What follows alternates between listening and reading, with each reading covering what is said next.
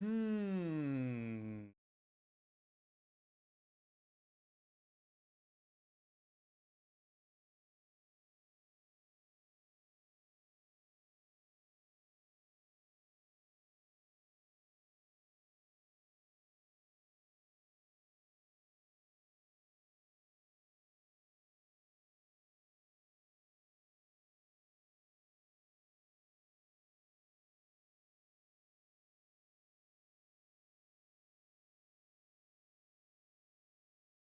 All right. Start there. Listen, we have some Battlefield news, but I don't know if it's exactly the type of Battlefield news we want to fucking hear. We're gonna go over it once people get in here a little bit. Latest Battlefield podcast on Spotify when? Tonight. I forgot to upload it last night. There's a lot. Tonight, though. So this is probably this is either the worst news we've gotten so far about the next Battlefield game, or the second worst news. I'm trying to decide if it's the absolute worst or not.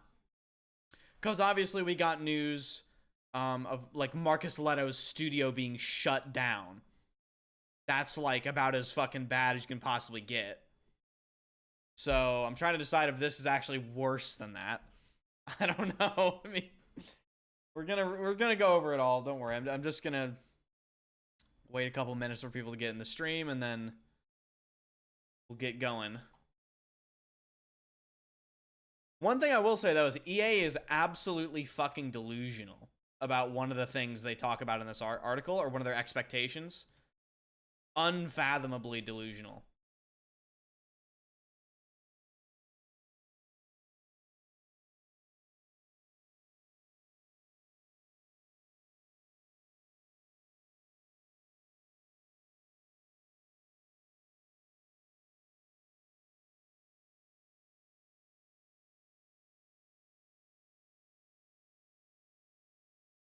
How do people reach out to you as a sponsor?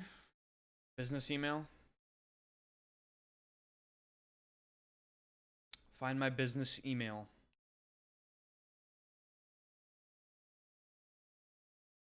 Enders at Expansion GG.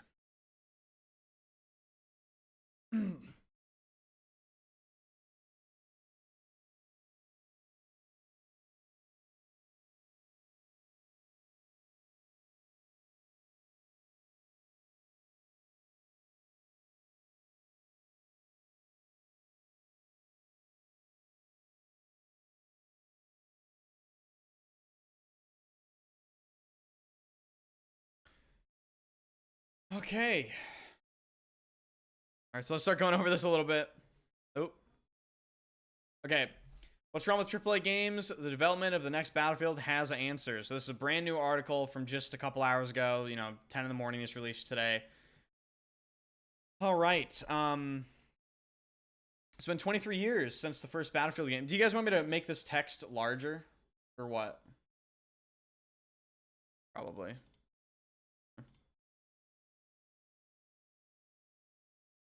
It's been 23 years since the first Battlefield game, and the video game industry is nearly unrecognizable to anyone who is immersed in it. Then, many people who loved the games of that era have since become frustrated with where AAA big-budget games have ended up.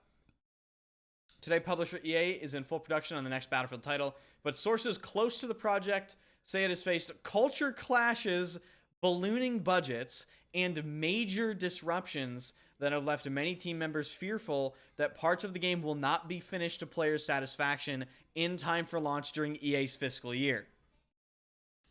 They also say the company has made major structural and cultural changes to how Battlefield games are created to ensure it can release titles of unprecedented scope and scale. This is all to compete with the incumbents like Call of Duty games and Fortnite, even though no prior Battlefield has achieved anywhere close to that level of popularity and commercial success. I spoke with current and former EA employees who work or have recently worked directly on the game. They span multiple studios, disciplines, and seniority levels, and all agreed to talk about the project on the condition of anonymity. Asked to address the reporting in this article, EA declined to comment.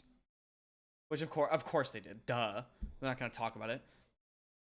According to these first-hand accounts, the changes have led to extraordinary stress and long hours. Every employee I spoke to across several studios either took exhaustion leave themselves or directly knew staffers who did. Two people who had worked on other AAA projects within EA or elsewhere in the industry said this project had more people burning out and needing to take leave than they'd ever seen before. Each of the sources I spoke with shared sincere hopes that the game will still be a hit, with players pointing to its strong conceptual start and the talent, passion, and pedigree of its development team. Whatever the end result, the inside story of the game's development illuminates why the medium and the industry are in the state they're in today.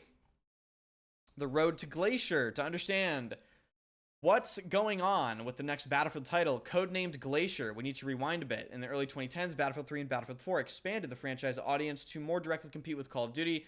The heavy hitter at the time, developed primarily by EA-owned Sweden-based studio DICE. The Battlefield games mixed with the franchise's promise of combined arms warfare and high player counts, with Call of Duty faster pace and greater platform accessibility. This was the golden age for Battlefield. However, 2018's Battlefield 5 launched to a mixed reception, and EA began losing players' attention in an expanding industry. Because the game fucking sucked. Instead, the hot new online shooters were Overwatch, Fortnite, and resurgent Call of Duty. Fortnite was driven by a popular new gameplay mode called Battle Royale. While EA attempted a Battle Royale mode in Battlefield 5, it didn't achieve the desired level of popularity.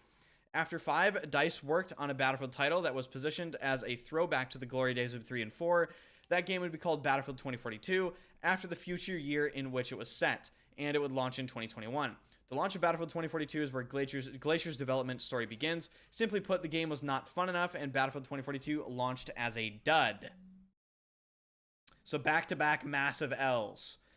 Don't repeat past mistakes. Players were disappointed, but so were those who worked on 2042.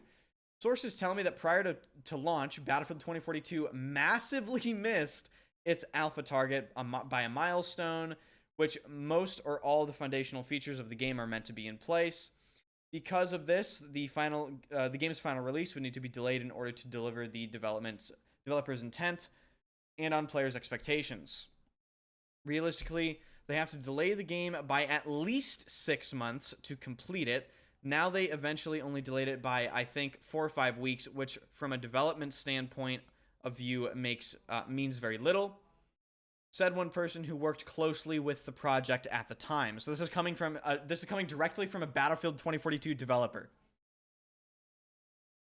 Developers at DICE had hoped for more time, or morale fell, but the team marched ahead to the game's lukewarm launch. Ultimately, EA made back some ground with what the company calls live operations, additional content and updates in the months following launch, but the game never fulfilled its ambitions. Plans were already underway for the next Battlefield game, so a post-mortem was performed on 2042. It concluded that the problems had been in execution, not vision. New processes were put into place so that issues could be identified earlier and milestones like the alpha wouldn't be missed. To help achieve this, EA hired 3 industry luminaires to lead Glacier, all of them based in the United States. See, okay, this statement would be a lot more worrying if we didn't have 18 million hours of leaked Battlefield 6 footage already. That, in my opinion, confirm they have vastly gone away from what made Battlefield 2042 shit. They're no longer doing 128 players. The tick rate is back to 60 from what I can understand from people playing with like the weird overlay you can turn on. The game's graphics look a lot better, exactly what people would expect from a Battlefield game. The only really controversial thing that's happening right now is probably with the class system. So, what's the tick rate in 2042? 45, due to 128 players. Okay, the franchise leadership dream team. This is gonna go into BF6 now. 2021 saw EA bring on Byron Beed as general manager for Battlefield. He had previously been on general manager for Call of Duty, including the Warzone Battle Royale and the influential shooter Destiny. EA also hired Marcus Leto, co-creator of Halo, as creative chief of a newly formed Seattle studio called Ridgeline Games, which he would lead the development of Glacier's single-player campaign. Finally, there was Vince Zampella, one of the leaders of the team that initially created Call of Duty in 2003. He joined EA in 2010 to work on other franchises, but in 2021, EA announced that Zampella would oversee Battlefield moving forward. Gonna miss the 128? 128 players was a fucking complete catastrophe.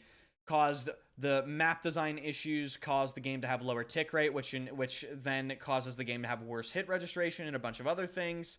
128 players was a massive failure. It should never return. It was a complete marketing gimmick, and it was a complete fucking failure, and I hate it. So that's my opinion on that. In the wake of these changes, some prominent members of DICE departed, including general manager Oscar Gabrielson and creative director Lars Gustafsson, who had been known by the nickname Mr. Battlefield. With this changing of the guard, EA was ready to place a bigger bet than ever on the next Battlefield title. Okay, this is where we get into the delusion. 100 million players. While 2042 struggled, competitors Call of Duty and Fortnite were posting astonishing player and revenue numbers, thanks in large part to the popularity of their Battle Royale modes. EA's executive leadership believed Battlefield had the potential to stand toe-to-toe with them if the right calls were made and enough was invested. A lofty player target was set for Glacier, which is BF6. 100 million players set over a period of time included post-launch.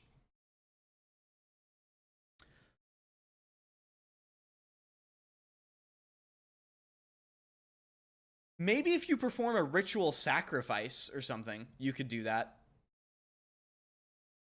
You know, maybe if you fucking, I don't know, have like a genie or something. 100 million?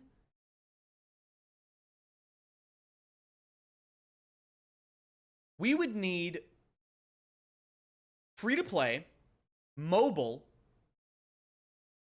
the best Battlefield ever, every single other game to fail, a miracle, Jesus Christ himself. Like, we would need... This is a statement from another developer that worked on the game next. Obviously, Battlefield has never achieved those numbers before, one EA employee told me. It's important to understand that over about the same period, 2042 has only gotten 22 million. Another said, even in 2016, Battlefield 1, the most successful game in the franchise by numbers, had achieved maybe 30 million plus. Maybe. And keep in mind, this is total number of players that may have played the game before. Okay, this isn't like they expect 30 million concurrent players. Or 100 million concurrent players. Of course, most previous Battlefield titles had been premium releases with an upfront purchase cost and no free-to-play mode, where successful competitors like Fortnite and Call of Duty made their Battle Royale modes freely available, monetizing users with in-game purchases and season passes that unlocked post-launch content. It was thought that if Glacier did the same, it could achieve comparable numbers, so a free-to-play Battle Royale mode was made a core offering for the title, alongside a 6-hour Battlefield campaign, traditional Battlefield multiplayer modes like Conquest and Rush, a new free-to-play mode called Gauntlet, and a community content mode called Portal. Okay, I just want a couple things to point out here. 6-hour single-player campaign. 6 hours? I don't give a fuck about the campaign. I do not care. However, normies care. And this is what the Battlefield community loses sight of. This is what the Battlefield community is shit at doing. They put their blinders on and they only see in their little bubble of this tiny, not worthless, but tiny, minuscule Battlefield community. They don't see the opinions of the outside community, which are the opinions that truly matter for the success of the franchise on a global scale. When the global community hears about a 6-hour single-player campaign, that is going to disappoint people. Whether or not it matters to you doesn't matter, right? I'm not going to play the fucking campaign. unless it unlocks things for multiplayer, like in Battlefield 3. Wait, no, what was it, BF3 or BF4? Either way, I'm not going to play it. I don't care. Other people do care about this. So this is huge if this is true. It wouldn't surprise me if it's true, because Marcus Leto's studio was fucking shut down, and the person in charge of the studio, Marcus Leto, right? The article already mentioned him. He was heading the single player. So if this campaign was cucked as a result, it wouldn't really surprise me at all. Then, of course, you have all the other things. The Battlefield Battle Royale, it is purely only there to catch a larger global audience. The Battlefield community is not going to play it. They're going to do their normal thing where they bitch about it on Reddit. They're going to do their normal thing where they say it's destroying Battlefield. They need to be completely ignored. Battlefield needs to adapt to a modern game ecosystem where this sort of thing is available and ready to play. Call of Duty has done it. It's just simply needed. Absolutely zero debate about that. However, I will say it's late. They're late on this. Big time. They should have been successful with BF5 by making that game actually good, right? Imagine if BF5 was actually good and Firestorm was free to play. We'd be talking about a way different thing right now. All right, next thing. The most expensive Battlefield ever. All this meant that Glacier would have a broader scope than its predecessors. Developers say it's had the largest budget of any Battlefield title to date. The project targeted a budget of more than $400 million in early 2023, which was already more than originally planned at the start. However, major setbacks significantly disrupted production, more on that in a moment, and hundreds of additional developers were brought onto Glacier from various EA-owned studios to get things back on track, significantly increasing the cost. Multiple team members with knowledge of the project's finances told me that the current projections are now well north of $400 million. Skepticism in the ranks. Despite the big ambitions of the new leadership team and EA executives, very few people working in the studios believed the 100 million target was achievable. Sources told me. Many of those who had worked on Battlefield for a long time at DICE in Stockholm were particularly skeptical. This is a comment from a developer. Among the things that we are predicting is that we won't have to cannibalize anyone else's sales, one developer said. That there's just such an appetite out there for shooters of this kind that we will just naturally be able to get an audience that we need. Regarding the lofty player and revenue targets, one source said that nothing in the market research of our quality deliverables indicates that we would be anywhere near that. I think people are surprised that they actually worked on a Battlefield game and then increased the ambitions to what they are now. That's funny. In 2023, a significant disruption on the project put one game mode in jeopardy, foreshadowing a more troubled development than anyone initially imagined. Ridgeline implodes. This is, of course, the campaign studio I mentioned previously. Battlefield games have a reputation for middling single-player campaigns, and Battlefield 2042 didn't include one at all. But part of this big bet on Glacier was the idea of offering the complete package. So Ridgeline Games scaled up while working on a campaign EA hoped would keep Battlefield competitive with Call of Duty, which usually has included a single-player campaign in its releases. The studio worked on the campaign for about 2 years, while it was also scaling and hiring talent to catch up to established studios within the Battlefield family. It didn't work out. In February 2024, Ridgeline was shuttered. Halo luminary Marcus Leto left the company, and the rest of the studios were left to pick up the pieces.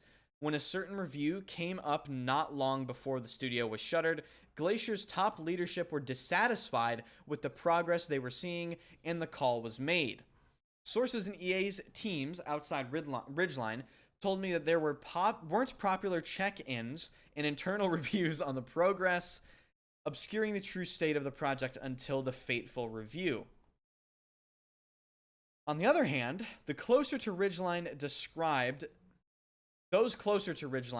a situation in which the team couldn't possibly complete its objectives, and it was expected to hire and scale up from zero, while also meeting the same milestones and established studios with resources already in place. They kept reallocating funds, essentially staff months, out of our budgets. One person told me. And you know, we're sitting there trying to adapt to doing more with less. After the shuttering of Ridgeline, ownership of single players shifted to 3 other EA studios, Criterion, DICE, and Motive, but those teams had a difficult road ahead, as there was essentially nothing left that Ridgeline had spent 2 years working on that they could pick up on and build. So they had to redo essentially everything from scratch within the same constraints of when the game had to release.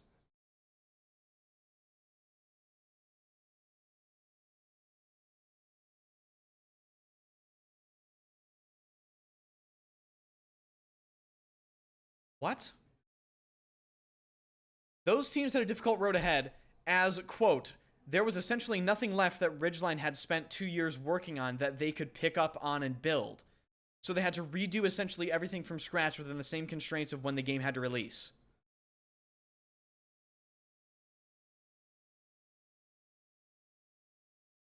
Are they saying they scrapped every single thing Ridgeline worked on and are remaking the campaign from the ground up? Is that what this is saying? How is that possible?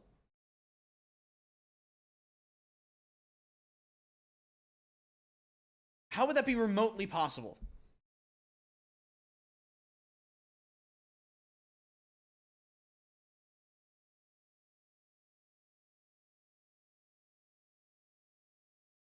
What was that campaign leak then? Well, the campaign leak makes a whole lot of fucking sense now. Do you remember how the campaign leak literally had untextured surfaces, placeholders? Do you remember that? This just happened a couple weeks ago. But I don't believe nothing was salvageable. I mean, hold on. There was essentially nothing left that Ridgeline had spent 2 years working on that they could pick up on and build. So they had to redo essentially everything from scratch within the same constraints.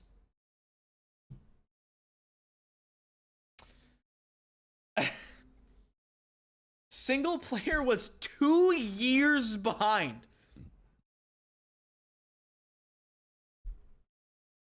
As of late spring 2025, it was the only game mode that had failed to reach alpha, well over a year after the initial overall alpha target for the project. Multiple sources said its implosion was symptomatic of some broader cultural and process problems that affected the rest of the project too. So the campaign is 2 years behind.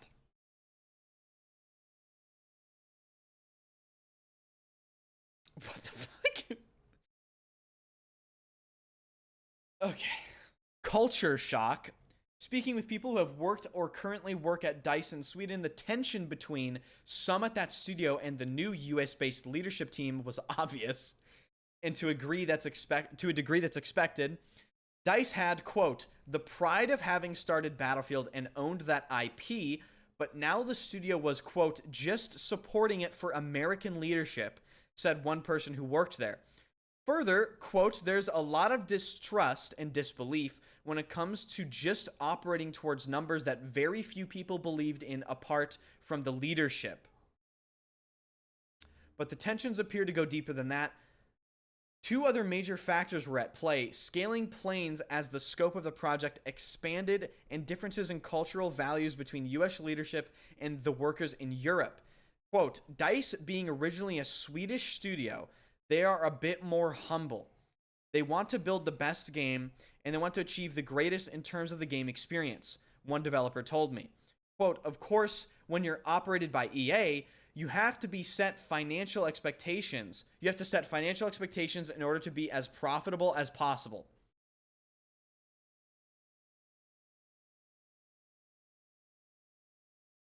So basically, EA's a piece of shit. We already know that. That tension wasn't new, but before 2042 failed to meet expectations, DICE Stockholm employees say they were given more leeway to set the vision for the game, as well as greater influence on timeline and targets. Oh god.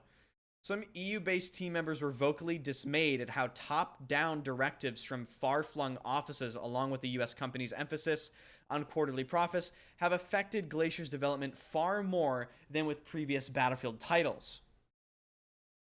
Interesting.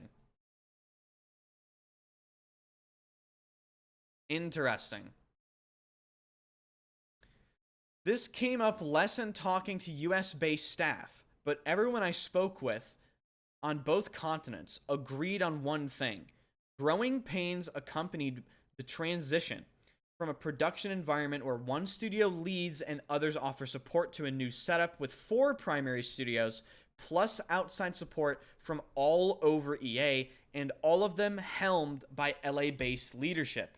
So basically, it is a spider web of development nonsense. It's a disorganized spider web of developers. That's what I'm getting from this. EA is not alone in adopting this approach. It's also used by competitor Activision Blizzard on the Call of Duty franchise, though it's worth noting that a big hit like Epic Games' Fortnite has a very different structure. This is a long fucking article. Has anyone know? We're halfway through, by the way. We're 30 minutes in. We're halfway through. This is a big article. My video on this is gonna be an hour long. My video is gonna be an hour fucking long on this. God, fuck.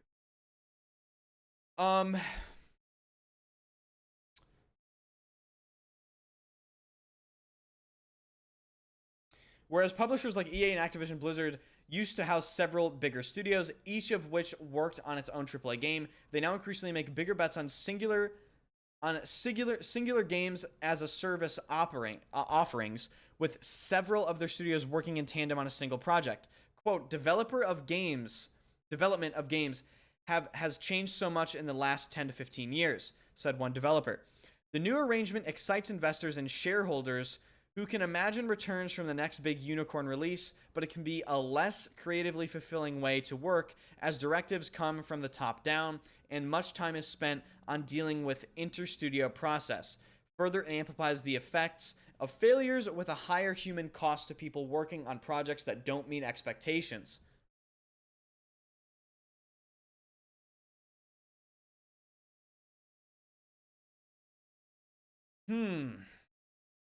It has also made the problems that affected Battlefield 2042's development more difficult to avoid.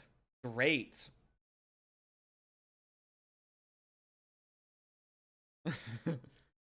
Clearing the gates. EA Studios use a system of gates to set the pace of development. Projects have to meet certain criteria to pass each gate. For Gate 1, teams must have a clear sense of what they want to make and some proof of concept showing that this vision is achievable. As they approach Gate 2, they're building out and testing key technology, asking themselves if it can work at scale. Gate 3 signifies full production. Glacier was expected to pass Gate 3 in early 2023, but it was significantly delayed. When it did pass, some on the ground questioned whether it should have. Great. So the next Battlefield game passed late, and some people don't think it. Some people think it shouldn't have passed at all. Quote: I did not see robust budget, staff plan, feature list, risk planning, ET criteria as we left Gate 3, said one person. In the way EA usually works, these things would all be expected at this stage. As the project approached Gate 3 and then Alpha, several people within the organization tried to communicate that the game wasn't on a footing as firm as the top-level planning suggested.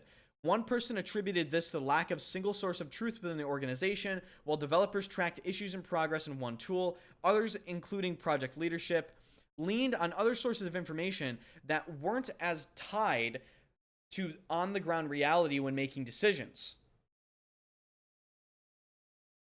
Okay.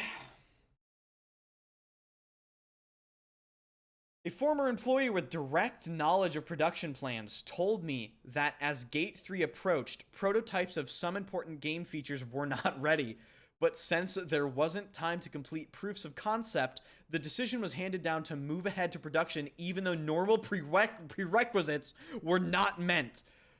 Oh my god. Quote, if you don't have these things fleshed out when you're leaving pre-production, you're just going to be playing a catch-up the entire time you're in production. In some cases, employees who flagged the problems believed they were being punished. 2 EA's employees each told me they found themselves cut out of meetings once they raised concerns. Holy fuck! Shut EA down! Shut the whole company down! Shut the entire company down. Shut the entire company down. So the people with the legitimate concerns trying to reach out and say, hey, this shit gonna be ass, by the way, are now getting pushed out of meetings for basically raising legitimate concerns, and they're wondering why they're not reaching sales targets, why their games are failing, why they've lost their community, why their games suck cock. They're fucking, these stupid suits are sitting, oh, we're looking at the numbers and we're not reaching the targets. We're not reaching the targets for these numbers.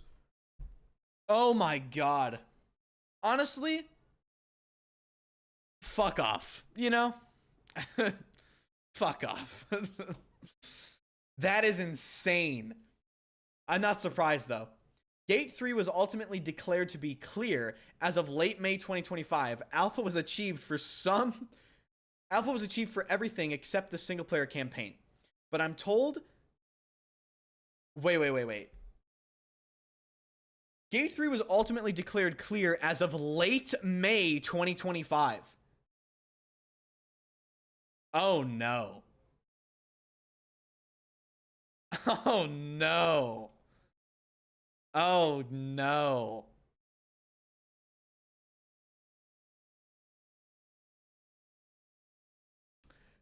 Alpha was achieved for everything except the single player campaign, but I'm told that this occurred with some tasks still unestimated and many discrepancies remaining, leaving the door open to problems and compromises down the road. So they don't know how much work this game is going to take to get ready for the players. Occurred with some tasks still unestimated. So the game is late. Problems and compromises are guaranteed. And they don't know how long this shit is going to take to hammer out. On top of the fact, earlier in the article, they mentioned developers being basically exhausted to the point where they're taking fucking exhaustion leave. And employees that are raising concerns inside of EA regarding the next Battlefield essentially not being ready to pass certain criteria are being pushed out of meetings because they're raising these concerns. What's interesting is what we've seen so far still looks kind of good. Do you know what I mean? But I think people should now completely reel in their expectations. I think what we're going to see on release will be much closer to what we're seeing in Battlefield Labs than what you would like to admit.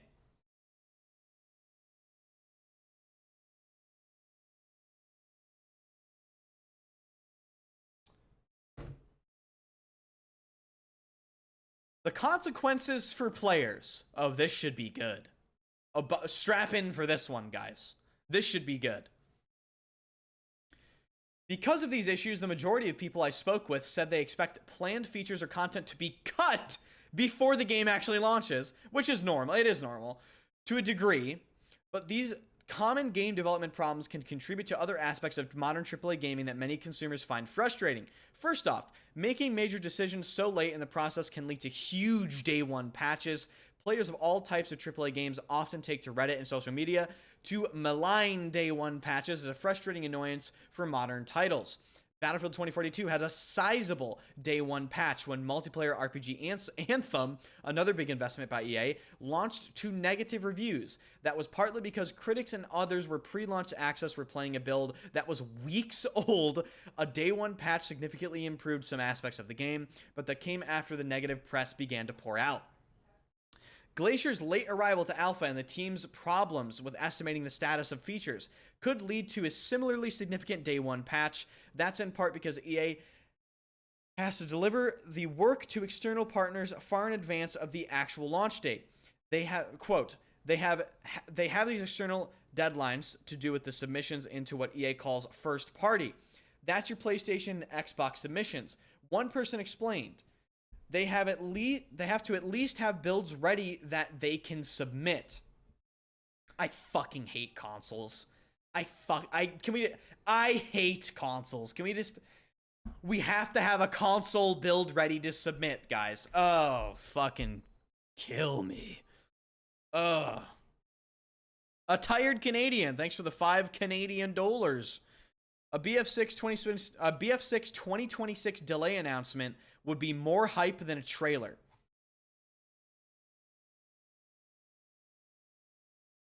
I don't think their ego will let them do it. I think their ego is too big. In their minds, they've already delayed the game a year. I think they're gunning hard for a release in the next five months.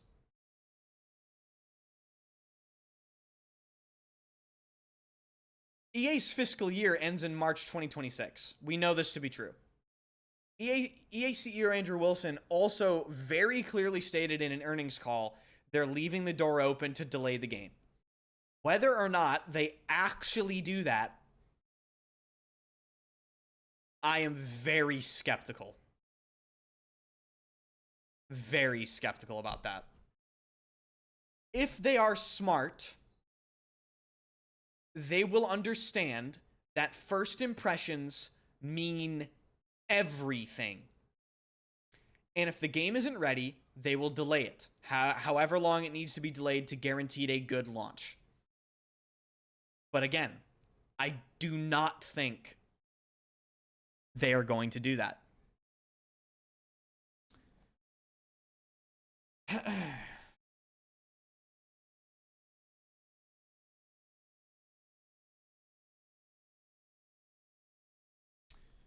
Quote, they have these external deadlines to do with submissions.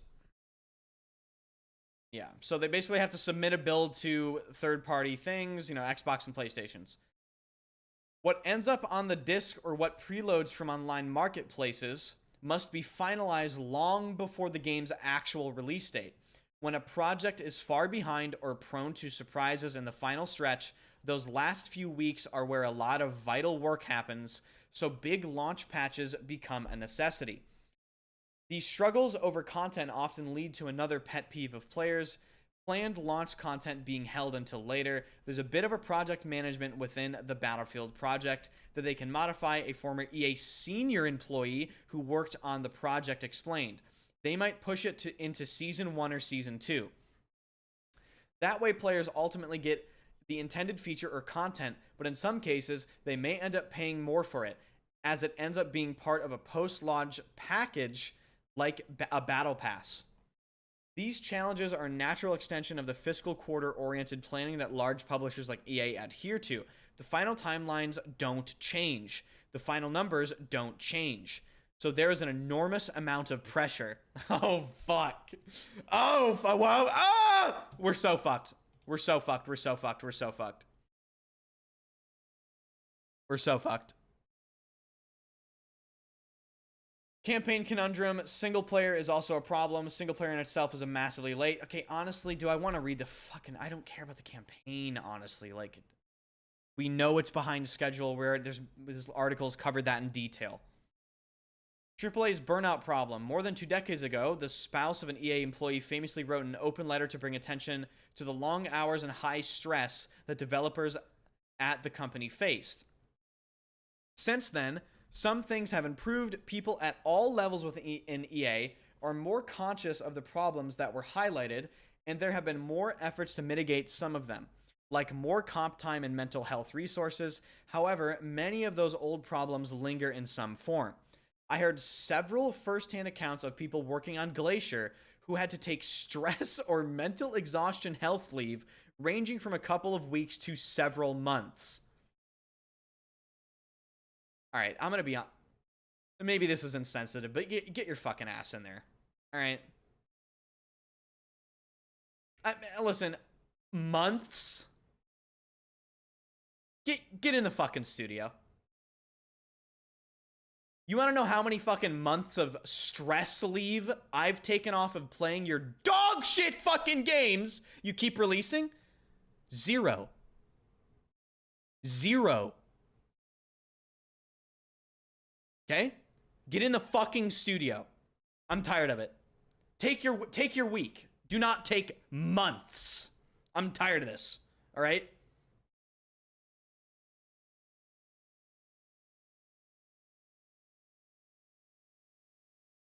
You should see my fucking cortisol levels when you release your new game. Get in the fucking... I'm so sorry. Get in the studio. Listen, I don't want to be insensitive, right? I understand some people, you know, they have stuff going on in their lives and blah, blah, blah. Everyone has a life. Months of stress leave is insane. That's insane.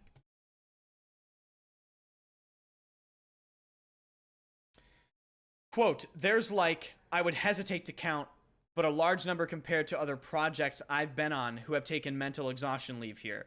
Some as short as 2 weeks to a month, some as long as 8 months to 9. One staffer told me saying that 8 months to 9 months of stress leave?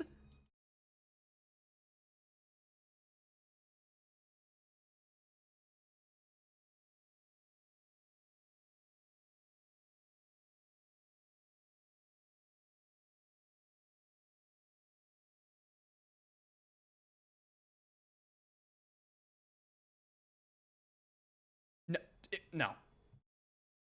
No. Someone at EA needs to crack the fucking whip.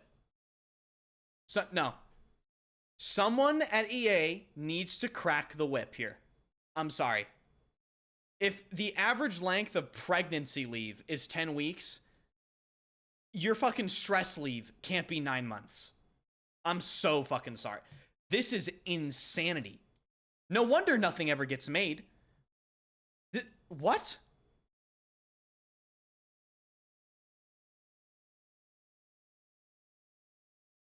Get these people into work. What? You're being paid to make this game. 8 to 9 months because you're exhausted is insane. You think other people aren't exhausted at their shitty fucking jobs? Get in there. You fucking kidding me? Jesus. This was partly because of long hours that were required when working directly with studios in both US and Europe, a symptom of the new multi-studio structure. Quote, my day could start as early as 5 a.m. The first half of the day involved a meeting with a studio in part of the world, while the second included meetings with studio in another region. Then my evenings would be spent doing work because I'd be tied up juggling all things across the board and across time zones. Yeah. Yes. It's a big workload. You signed up for this. This sort of workload was not limited to a brief planned period of focused work, the employee said. Long hours were particularly an issue for those working or in closely with Ridgeline, the studio initially tasked with making the game's single-player campaign. From the beginning, members of the Ridgeline team, they felt they were expected to deliver work at a similar level of that as to established studios like DICE or Ripple Effect before they were even fully staffed. Quote, they've done it before. One person who was involved with Ridgeline said of DICE, they were a well-oiled machine, but Ridgeline was starting from zero and was expected to produce the same stuff. Well, Ridgeline, hold on. But the campaign thing is different, though. The campaign expectations are fucking ridiculous. From what this article told us earlier, there was apparently 0 salvageable campaign material left to work on, so they were expected to make a full campaign in much shorter time constraints. Yeah, that's ridiculous. But you know what else is ridiculous? There being no salvageable campaign material from the previous studio. That's even more ridiculous.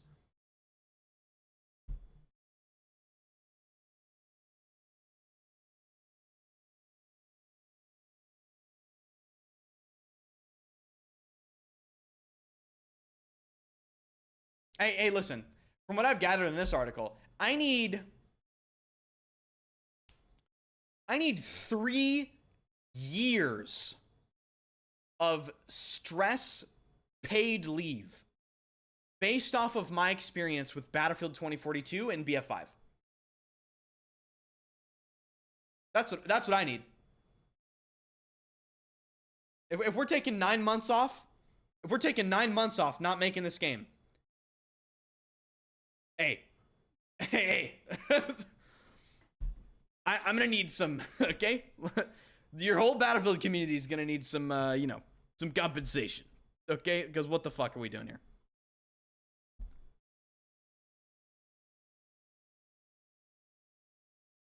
Within just 6 months of the starting line, some developers at Ridgeline said they were already feeling burned out.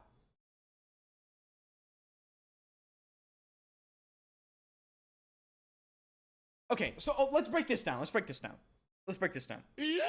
So, the developers are feeling burned out within 6 months.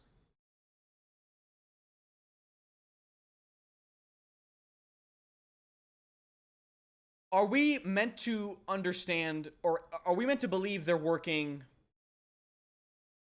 7 days a week, 16-hour days?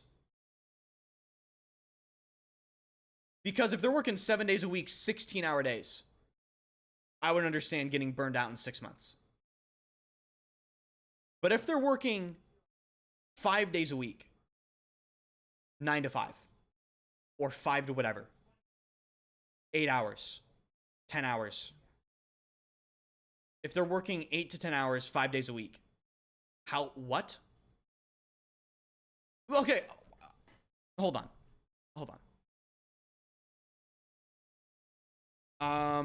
DICE developer workday length. I don't know. Maybe it'll have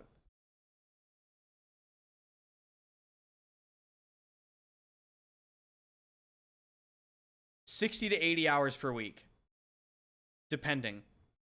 This can be paid or unpaid.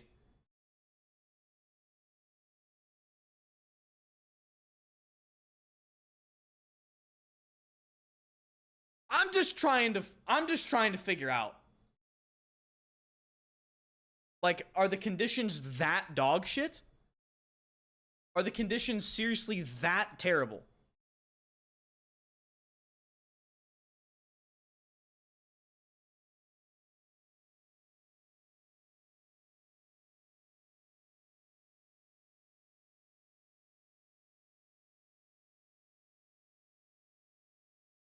No.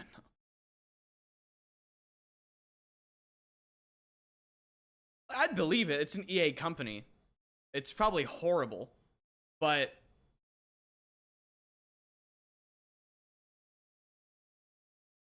I mean, dude, they're making it sound like a fucking like a camp. Like you're, Also, thanks for the 5 gifted subs, and thank you guys for the resubs, by the way, Nevicon. Dude, they're making it sound like a, I don't even know. This sounds like a fucking, like a work camp, like an EA labor camp. Like, like, Jesus Christ. What? Within just 6 months of the starting line, some developers at Ridgeline said they were already feeling burned out. In the wake of the EA Spouses event, EA developed resources for employees, but in at least some cases, they weren't much help. Quote, I sought some, I guess, mental help inside of EA, from HR or within that organization of some sort, just to be able to express it. The difficulties that I experienced personally, or from coworkers on the development team that experienced this. You know, that had lived through that, said another employee. Quote, and the nature of that is there's nobody to listen. They pretend to listen, but nobody ultimately listens. Very few changes are made on the back of it. This person went on to say that, quote, many people had sought similar help and had felt the same way as far back as post-launch period 2042 and as recently as a few months ago.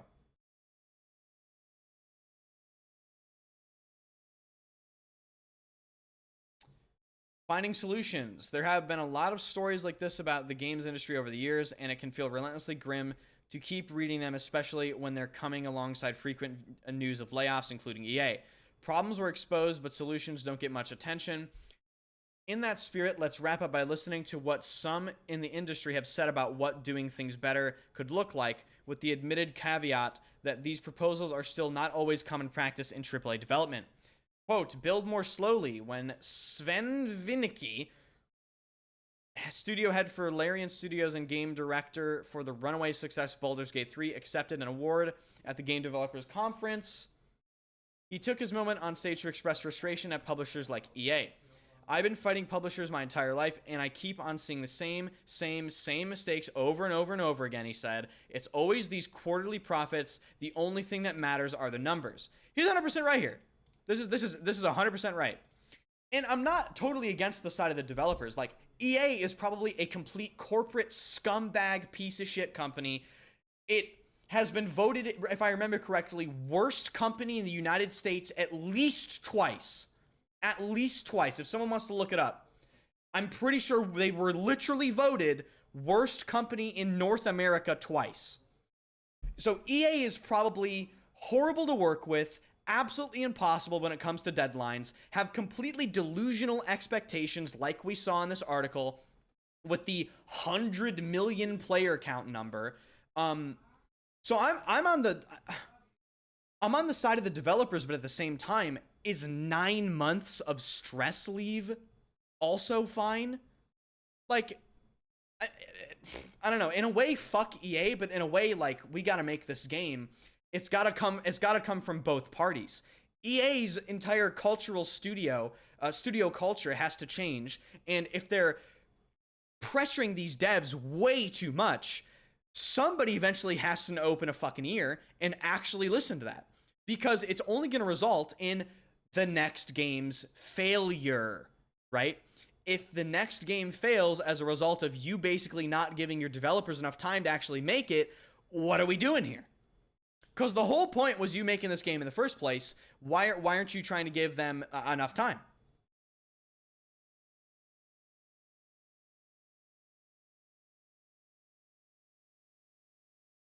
There's attention to economy, working smarter, not harder. Okay. Well, that was my YouTube video for this is gonna be fucking 40 minutes long tonight. We're gonna play Battlefield. Don't worry, I'm not gonna end the stream right now, obviously. I do have to go grab something. I'll be right back.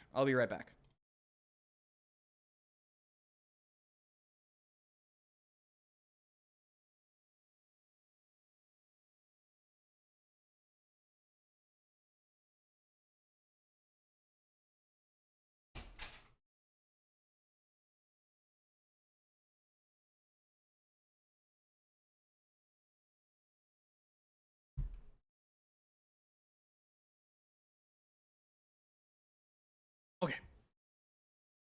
I'm back. Yeah, it's a crazy article. That gave more insight than I was expecting. I was expecting one of these, like, you know, like maybe a 2-scroll article. You know what I mean? Like a nice 2-scroll article. I was not expecting a full hour-long to cover, super in-depth, like, internal look into everything. But hold on, can you guys tell me, am I being unfair when it comes to thinking 9 months of like exhaustion leave is insane? Is that unfair? 9 months in some cases?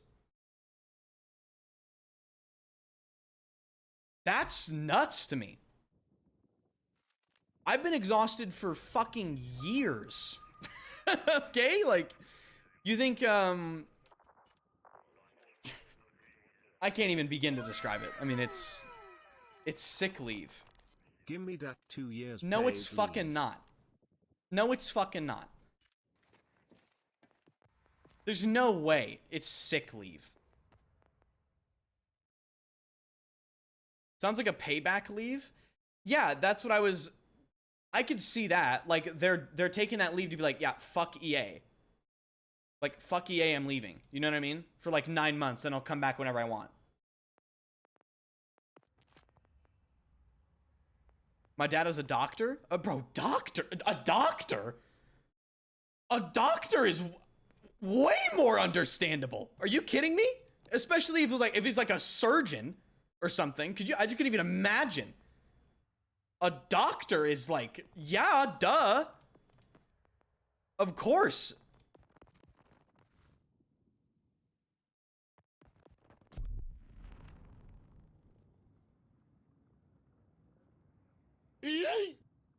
Also, again, thank you so much for the 5 gifted subs, dude. And Battle Buddy, thank you so much for the 69 months. Americans seeing actual worker protections. Fucking average European, like, no work ethic. I don't know, like, listen, me personally, never in my life would you catch me taking 9 months of exhaustion leave. Never in my life. Ever. Ever.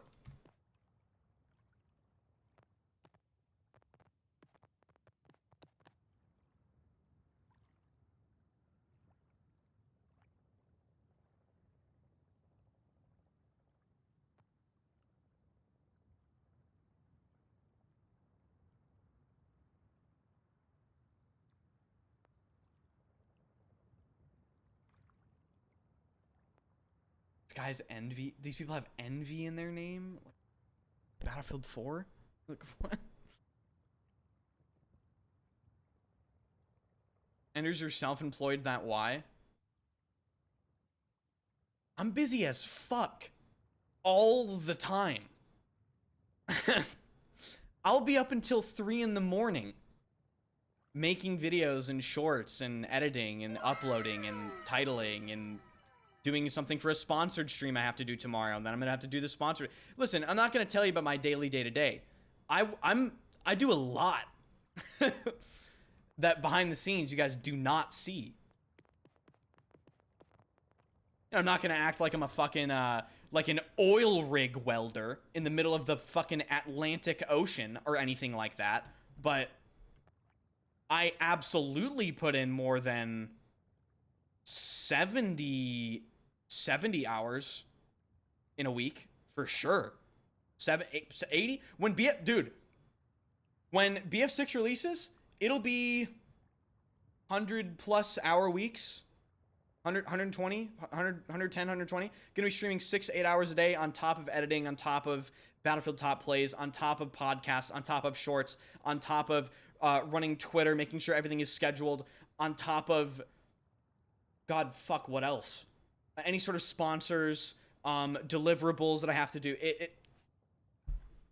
It's gonna be 100. It's gonna be 100+ hours easy. Coaching, Metafy coaching. God forbid my team needs me to play in something. Like, it's.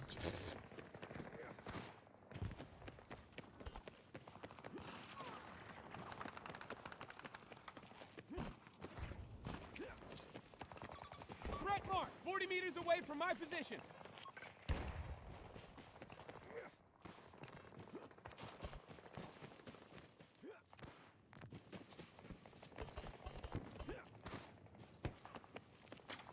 I don't know. Like,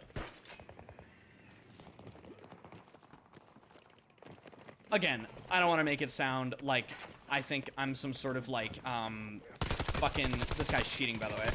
That guy's like blatantly aimbotting. I don't know why he's aiming there, but I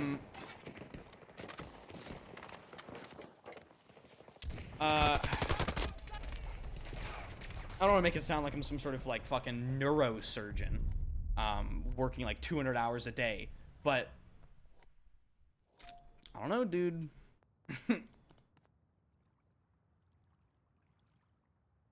I guess I just get that, like, never stop mentality from my dad. Dude, my dad has had 3 days off in 4 years. Guess what the 3 days are? Christmas. Okay, so that's what I'm used to.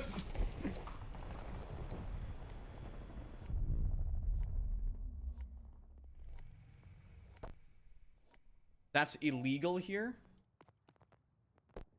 Yeah, well, Let's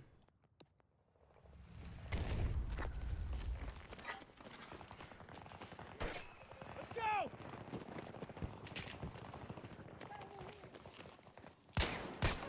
Target down.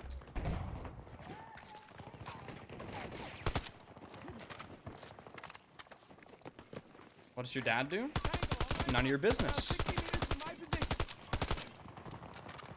None of your fucking concern. See a hostile fire team. I'm just saying, that's what I see.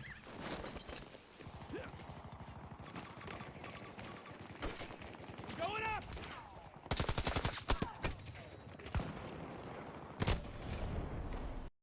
Cancer. Even fire the people that made it. It's terrible.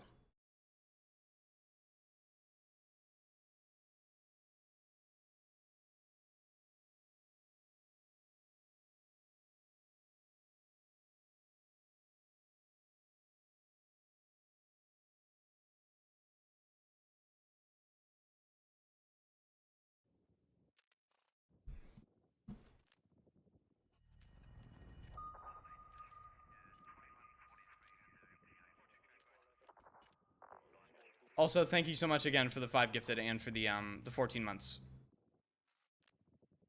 No offense, but no, I understand. I understand what you're saying. Toe to the line, people. Orinox, I completely understand what you're saying. You're actually being productive versus meaningless grind under shitty boss. Now, I totally understand. EA has to be absolutely horrible to actually deal with. Here in my country, you have 28 days of vacation time every year paid. Yeah, well, you also probably get taxed like 40%, so I'm good.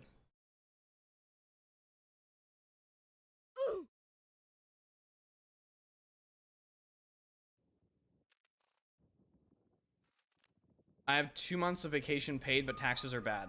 Yeah.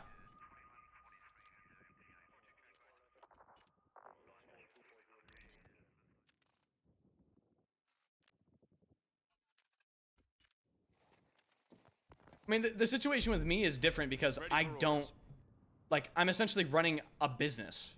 You know what I mean? Like, I do full-time content creation. Nobody pays me for anything. No one, I don't get paid healthcare. I don't get, I don't get paid vacation. This doesn't exist. These things do not exist. For me, at least.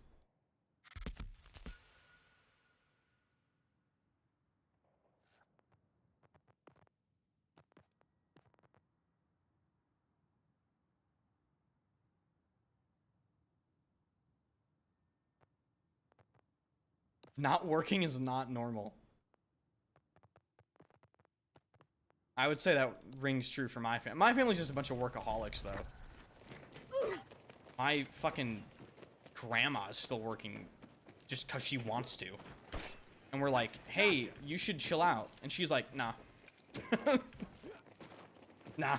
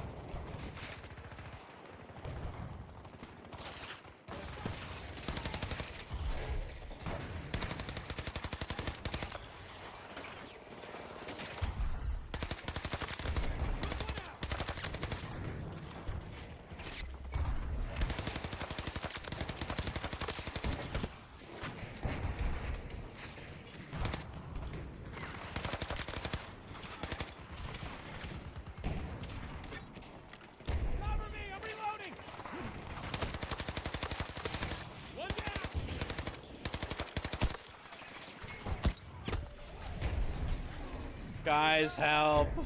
Guys. Guys, help. We're fine.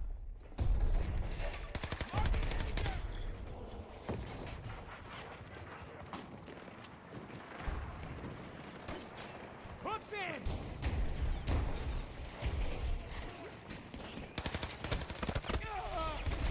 How is this man not being shot at?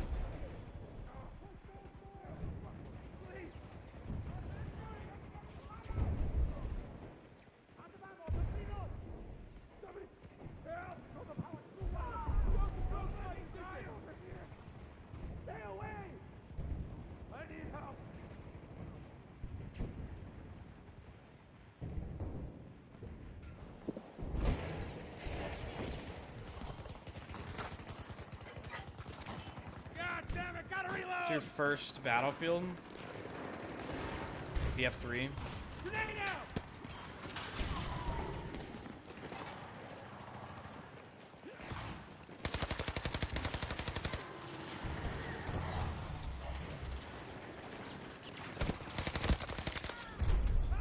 Got one!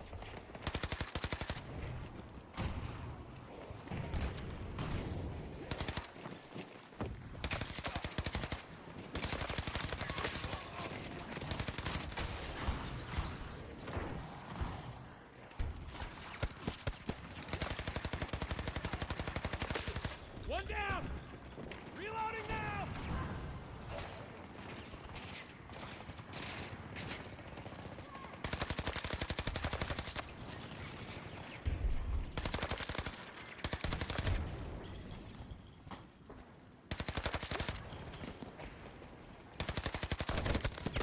You little fucking rat scum fuck bastard. You know what I mean? There's always one guy in an off angle that you don't see. He's always just there, right? There's always one. When you think everything's clear, he appears.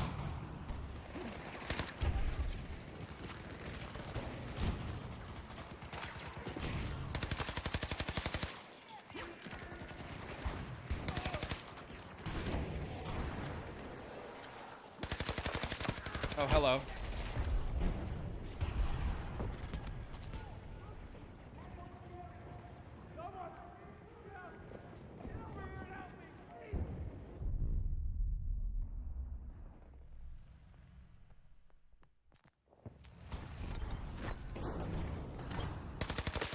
Took one out!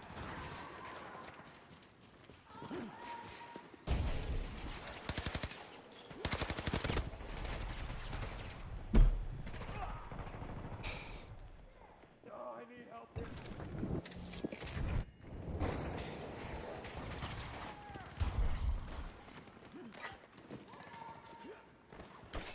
Grapple, fire!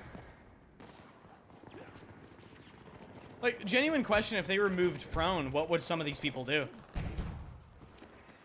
The only way they can get kills is by cheesing on completely unpredictable off angles Tango down! while they're laying flat on their fucking stomach. Hard to see. What would some of these sorry-ass players do? I think they'd quit.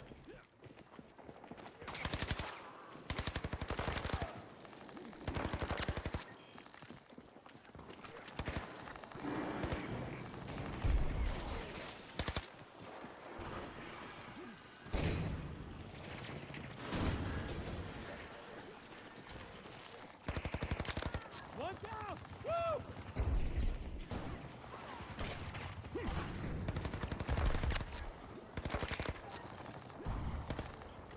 Reloading, cover me!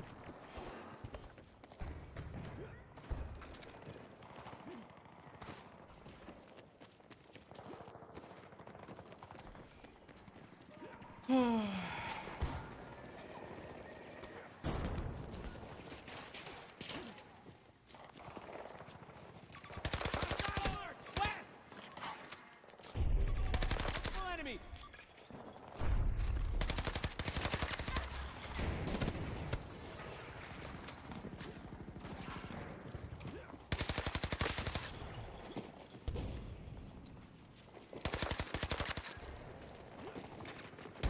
My goat, the bison, dude. Target down!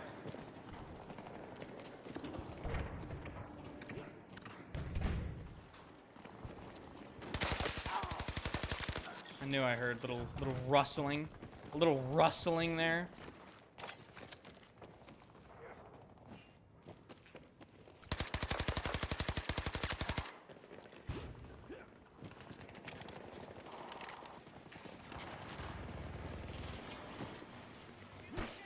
Up we go.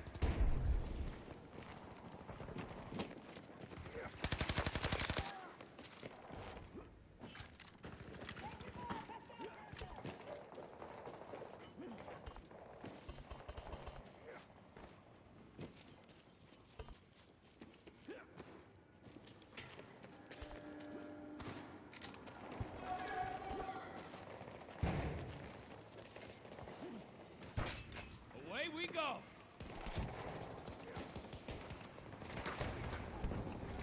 Careful at the marker. Around 40 meters from my position. Down one of them.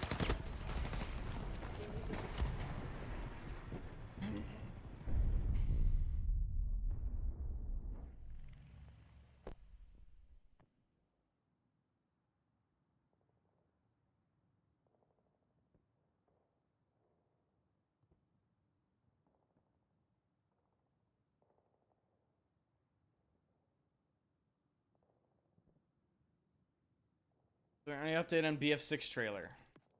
No. No, dude.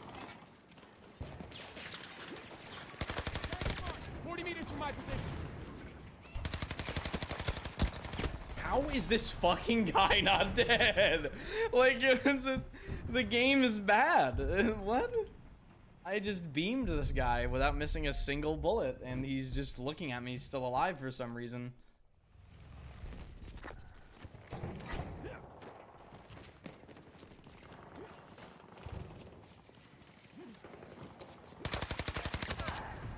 Got one.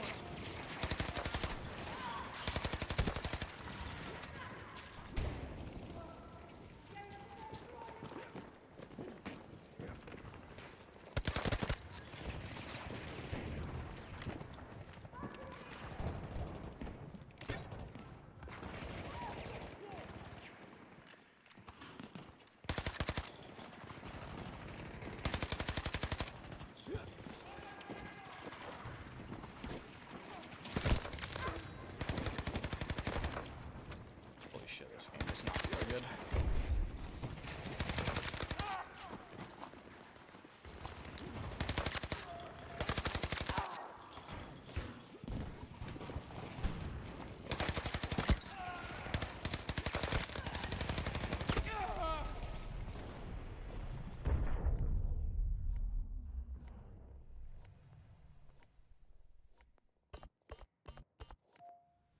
I don't. Why do you Battlefield players play with 0 aim assist? Like, is it like an honor thing, or? Because you know you're just fucking yourself, right? You are absolutely like dying more because of that. 100%. Infantry on my mark. Hostile soldier.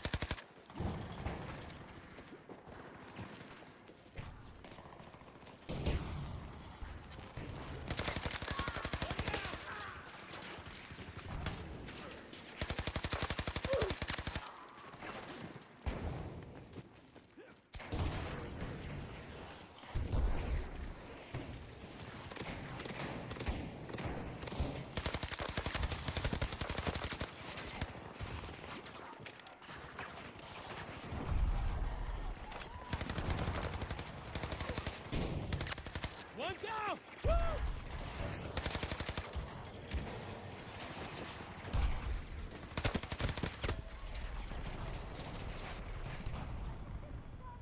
Aim snap fucks you up 100%. Nah. There's no way.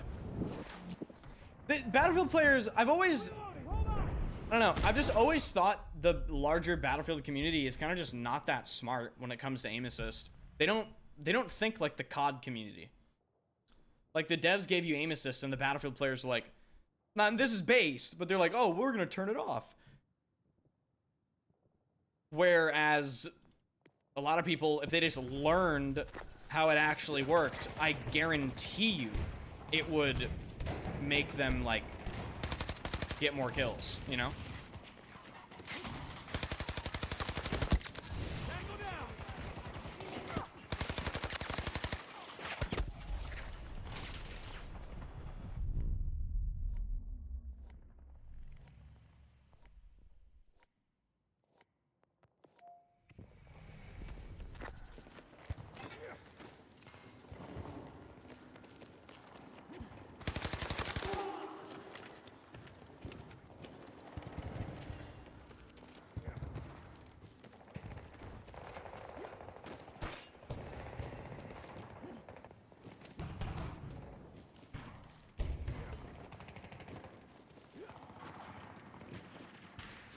Why are you complaining about not having a break for 3 years? The break is your work. Well, number one, suck my cock, retard. Number two, the joke went completely over your head, and you actually took it seriously because, once again, you're a retard. So that's not really surprising.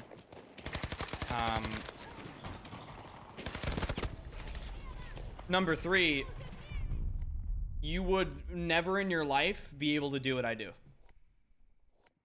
Ever. So. Suck on my ball sack.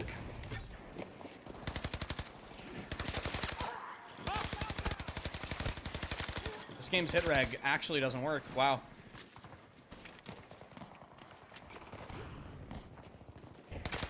Damn, what an ego. No. Just shit-talking someone that shit-talked me. Simple.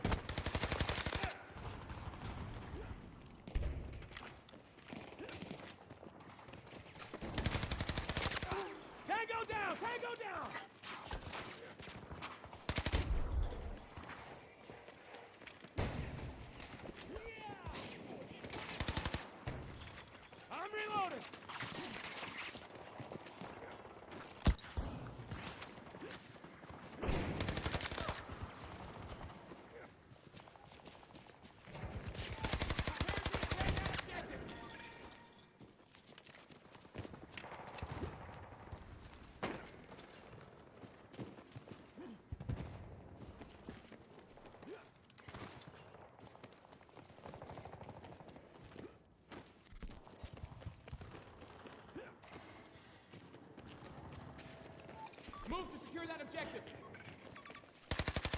Tango on my mark. 40 meters away from my position. Dude, the people that think content creation is easy are like the most retarded people I've ever encountered. They're so fucking brain dead. It's insane. Like, they think they could create a YouTube account and a Twitch account and just start streaming, and then suddenly everything works out. And then it just handles itself. That's what they think. It just handles itself. Absolute pure brain rot.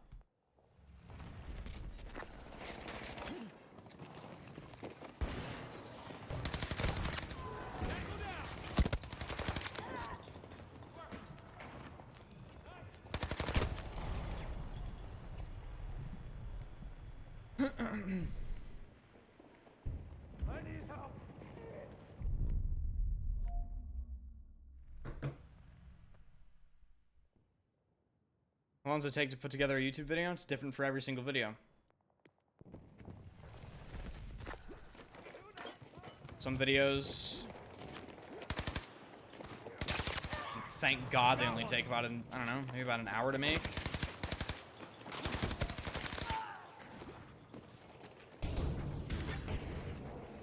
Other videos, I mean, once again, it's heavily dependent on the video. The Battlefield 2042 review I made took like a week and a half to make. The top plays videos take about, I'm gonna say about 5 hours to make. 4 or 5 hours.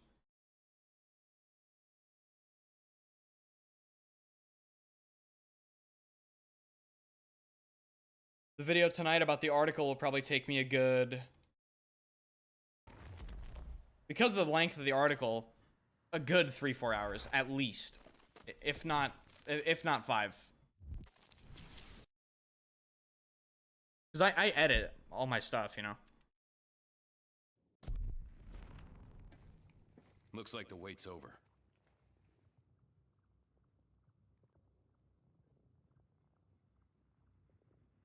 And then I'm gonna make another video tonight.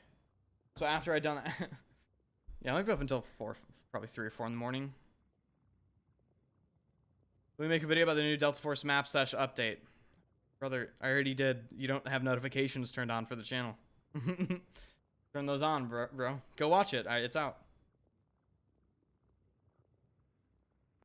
I recently uploaded a video about Delta Force. Delta Force. Yeah, Delta Force's update sucks dick and they're doing nothing and it's embarrassing.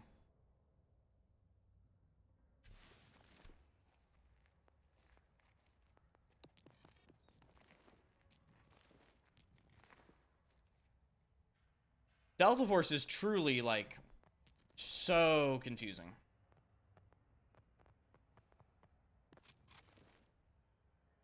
I don't know what they're doing. I really don't.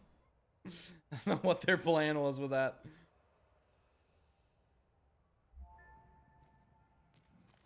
Charlie Foxtrot, here we come.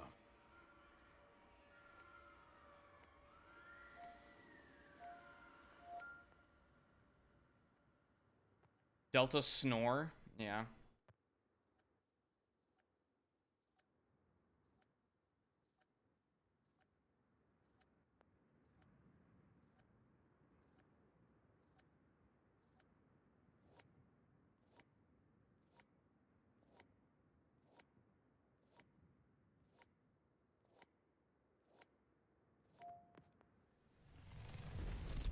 Yes, yeah, the Ars Technica.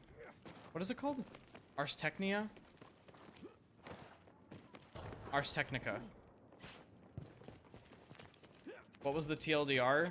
The TLDR would be 20 minutes long. I mean,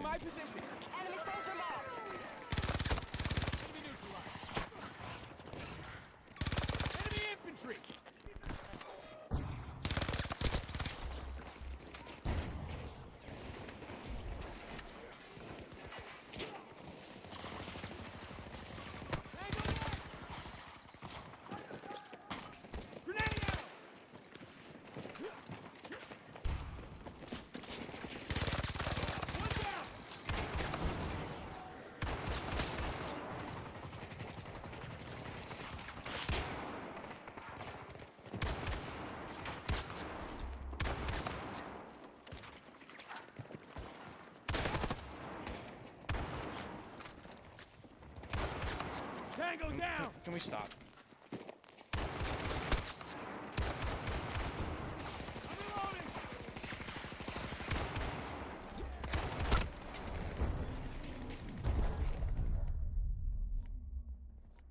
Paconi, thank you guys for the 13 months.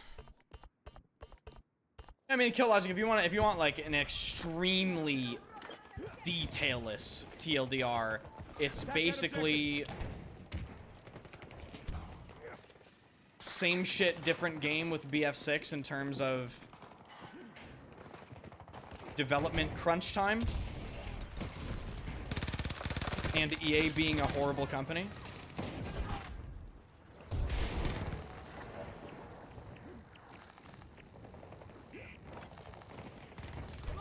And that is leaving out immense detail. It really is.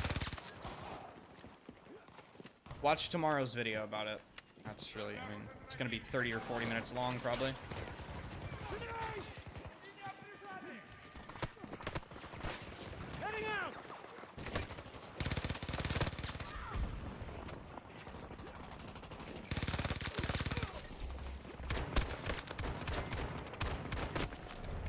I don't want, see, okay, here's the problem. That AI is on my screen, right? That AI is in the game.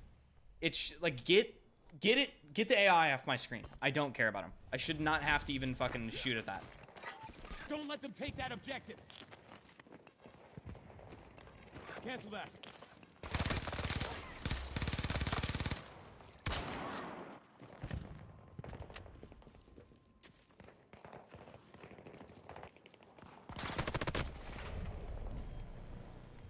That's inbounds on the flag? Oh, these oh my god. Oh man.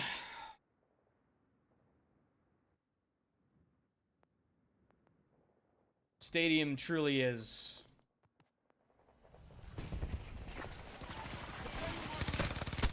one of the maps ever made.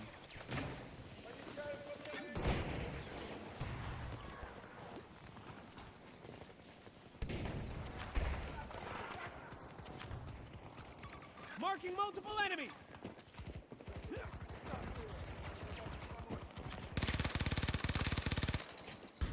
Reload.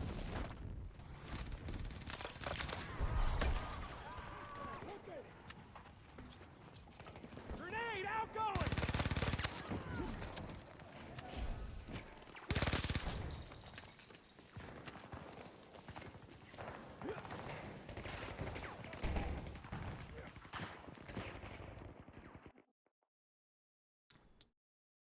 Too much AI. Too much. Too much.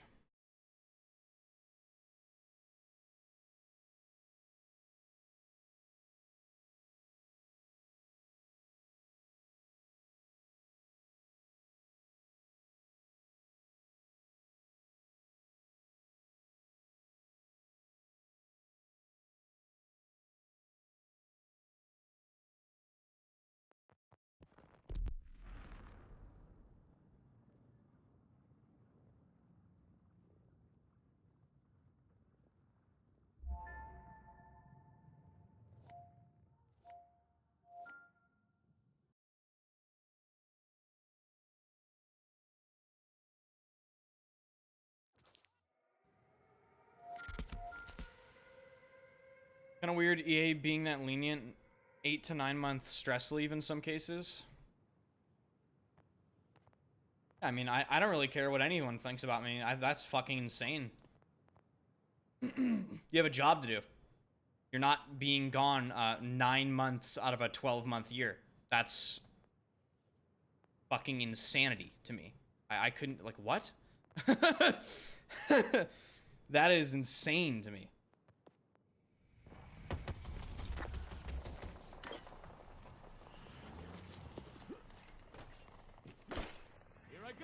And yeah, it has something to do with Hostile tank mark. most likely like 130 meters. European laws or something, and Enemy soldier marked. da da da da da. Mark. Disregard that order.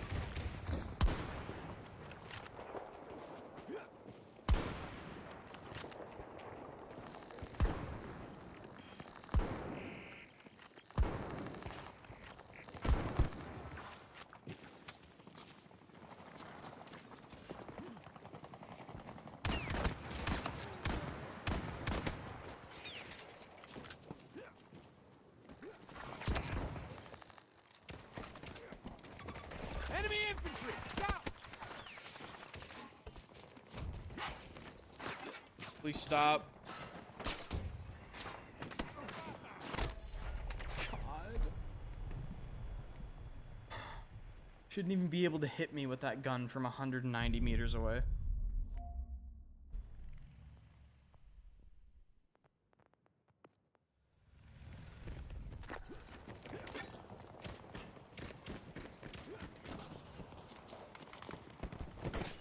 Up we go.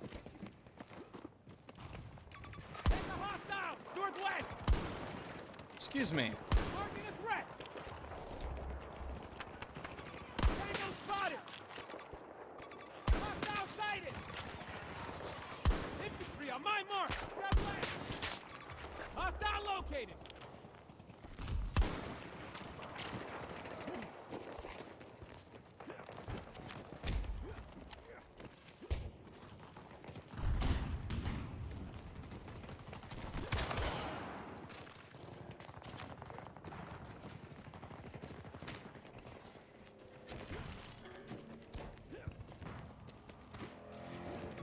Danger located. On my position.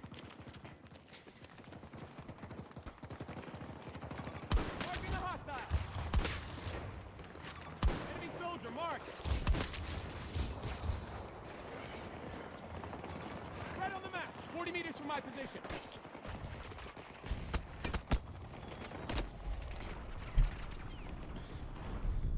There's camping on every fucking rooftop in the fucking game in a corner. Just sitting in a corner on every rooftop. Sitting in a corner on every single rooftop in the game. Hostile mark. 250 meters. Hostile on the map. Hostile troops.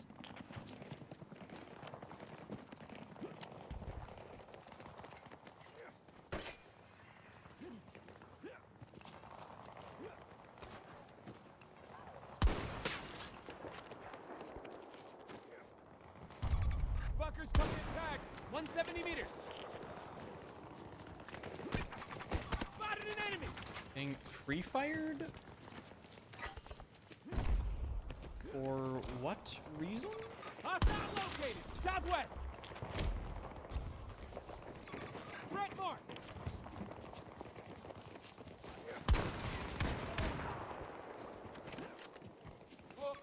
Watch your step at the marker. 90 meters from my position. Spotted a hostile.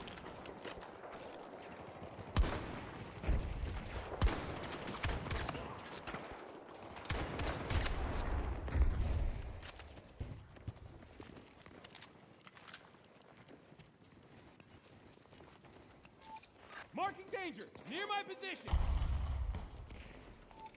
I've located Hello? supplies. Where are these people? Sub Jar Jar. Tank mark. 70 meters from my position. Watch your step at the marker. New plan. Tango on my mark. Careful at the marker. Around 70 meters from my position.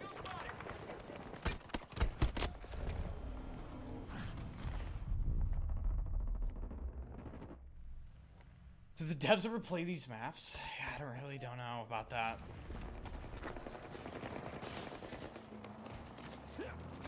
The better question is, do they ever look at the maps?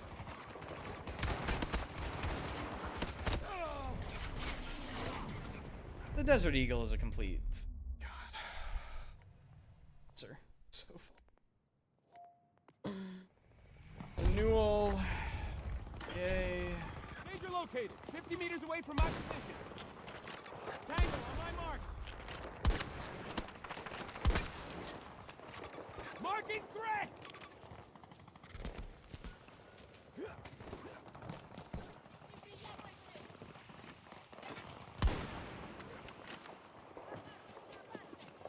Scratch that.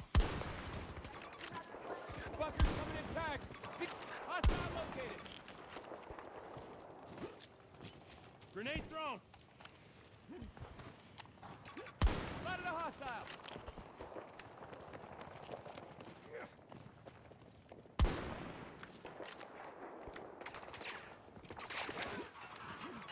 Hostile on the map. 110 meters away.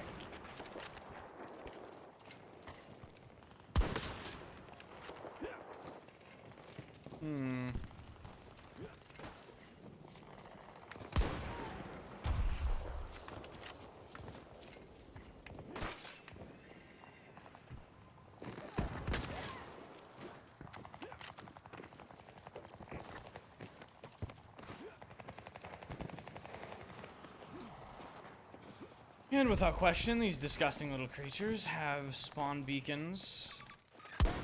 90 meters from my position. Lone Tango.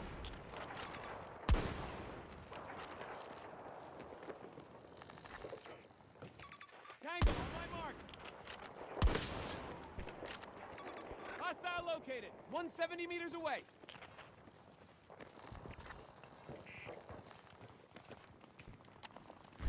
Hostile on the map.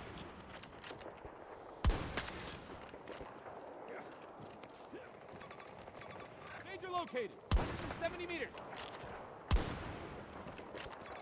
Spotted a hostile. Hostile mark.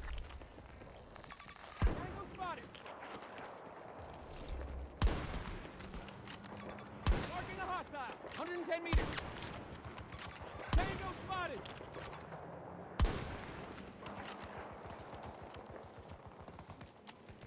Hostile located. Spotted a hostile.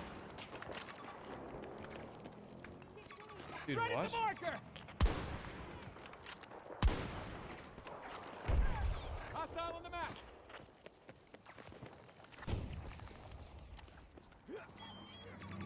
Tango on my mark. 250 Does meters. this guy ever learn? Like, how many times do I have to shoot this guy in the head for him to understand he can't prone on this tower anymore?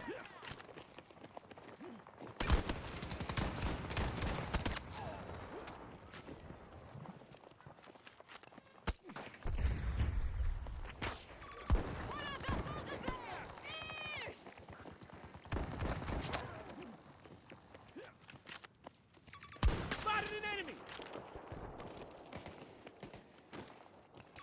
Marking threat.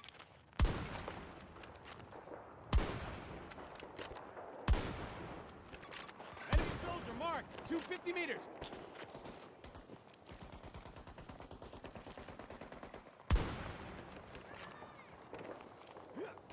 Tango marked.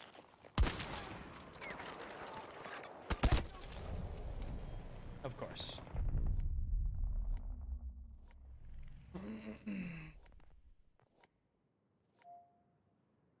What, Daphne? Little four-legged tiny little baby. What? Just meows for no reason. I'm on.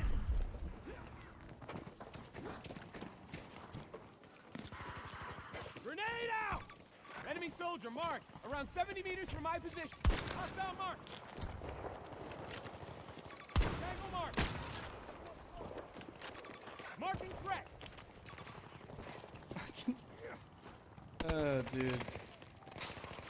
Hostile fire team sighted. Southwest.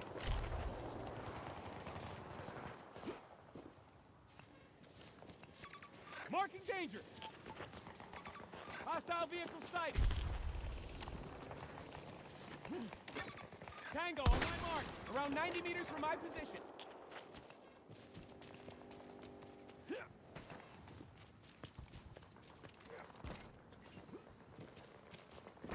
Sounds like my cat. Yeah, she'll just like walk around and meow at us, and we're like, "What the fuck do you want?" One down. You're welcome.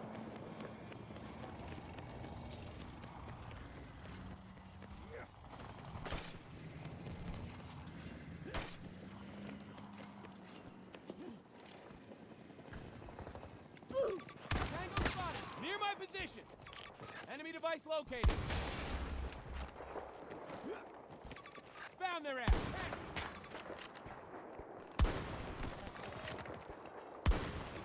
Marking a hostile. 200 meters away.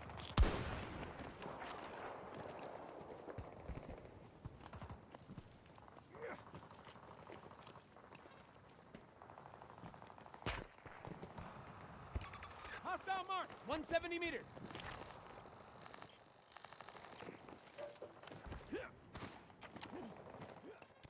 Threat sighted.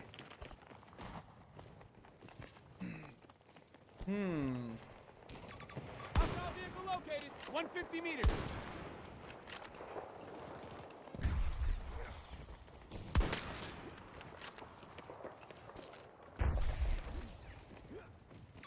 Hostile located.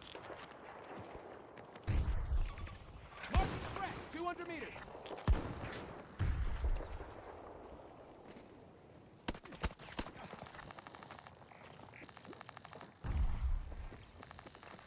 Never mind. Enemy soldiers! Northeast! Multiple hostiles! Tango spotted!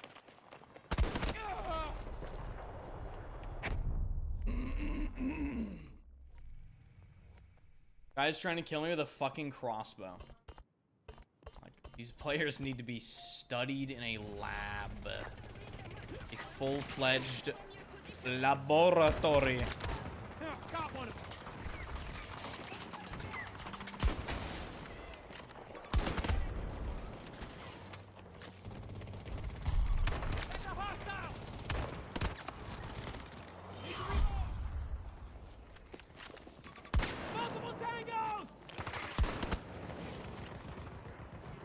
There are two.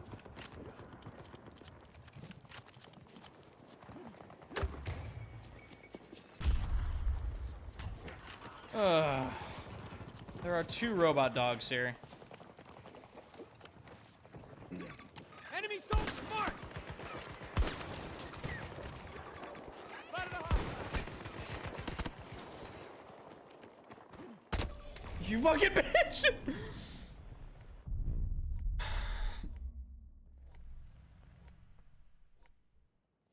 Do you get more subscribers doing streams or vids?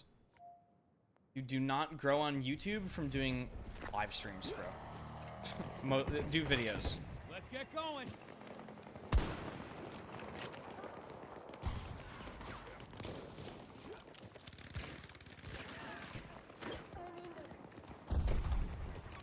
Hostile soldier, south. Red mark. Danger here. How are these missing?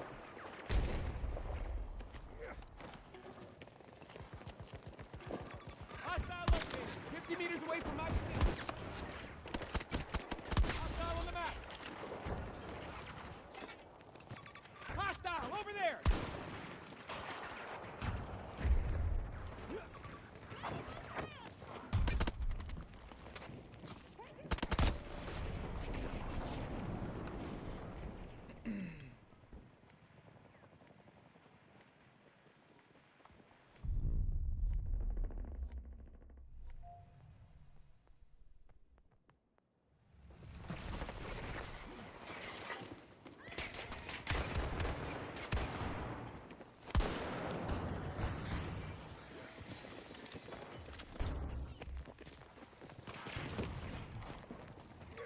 Multiple hostiles.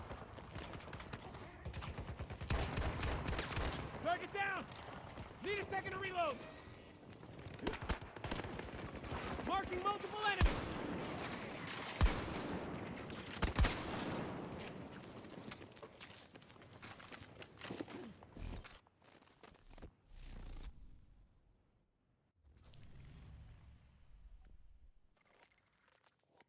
I feel like Ender's KD is definitely over 5. Don't disrespect me like that. Over 5. Pathetic. I'm kidding. I think it's like 6 something. I don't know. Who cares? Don't care.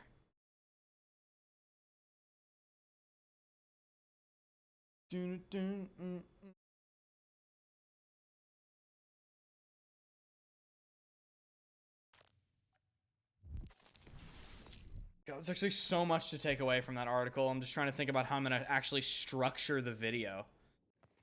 I'm just gonna take the most, obviously the most important and most influential parts of that. But damn, there's a lot.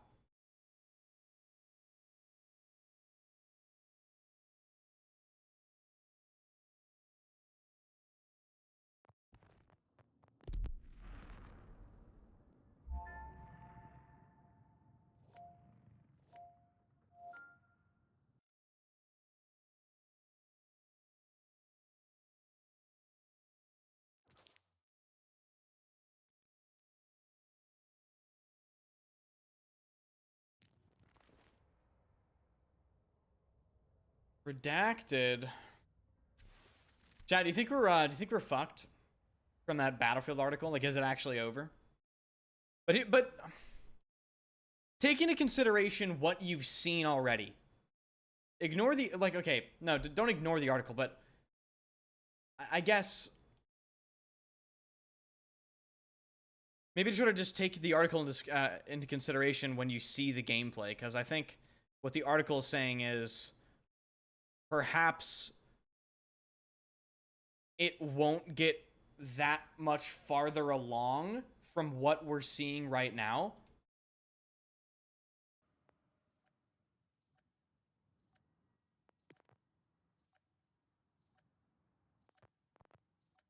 What gun should I use? I feel like you can't do, like, cool stuff in this game. Like, no. What's best in slot for the XCE, by the way? Muzzles are useless. I feel like it's probably just factory barrel. Or mid to 5A3, dude. What was the article? It's too long to actually summarize. You're just gonna have to catch tomorrow's video on it. It's gonna be like 30 minutes long. Saiga?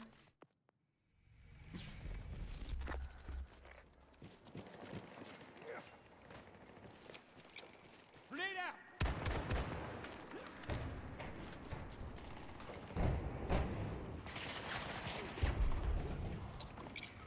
This thing even usable?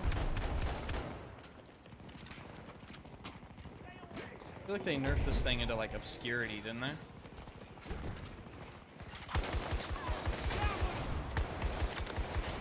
Oh, never mind. Reloading, watch my back!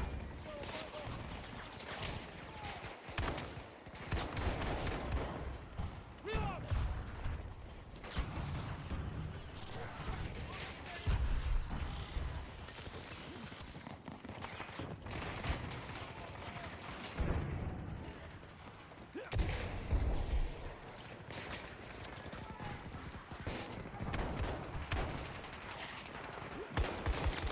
Tango down!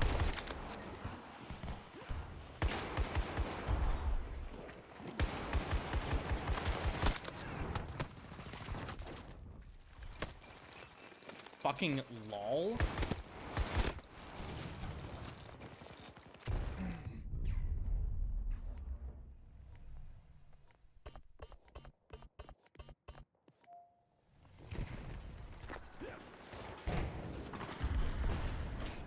Grapple ready! Grenade out!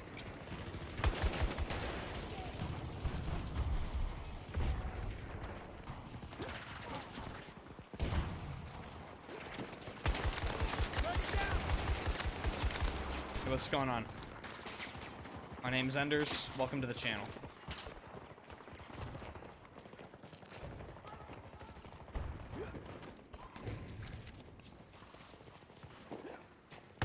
Hey, what's going on? Hey, what's up? Yeah, what's going on? Yeah, thanks for coming, man. Appreciate that.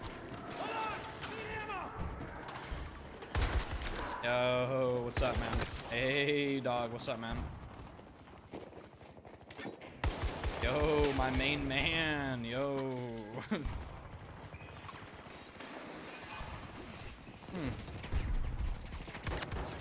down! And you're shot in the face with a Desert Eagle. Lolbat! Lolbat! And, oh, come on. And, oh, dude, it's close. And, dunk. Oh, dude, there's a headshot. I think I neck shotted him. I'm mad about that. Enemy soldiers there! Headshot somebody. Go ahead and push me. No, it's fine. Come on. Come on, Pike player. Come on.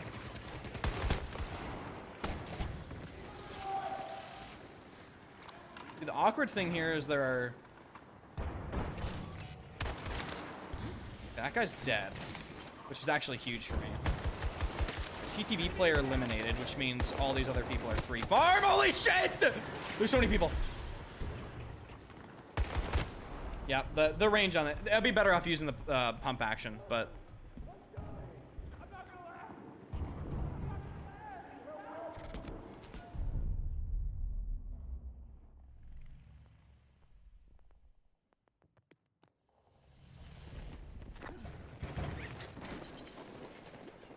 I need to get back to that corner. New plan! My people need me. And they've already taken mid. Rip, we lost. Excuse me. Excuse me. Excuse me. Need to reload!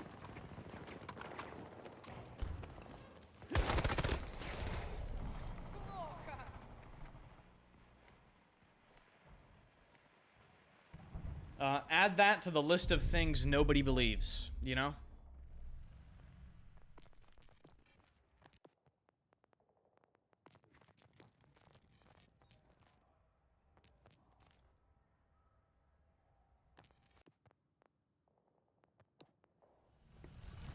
New podcast episode was fire. Up we go. Thank you. Glad you enjoyed it. Trying to get Flackfire next. Or Catwoman. She is available, she said. Ha! Got one.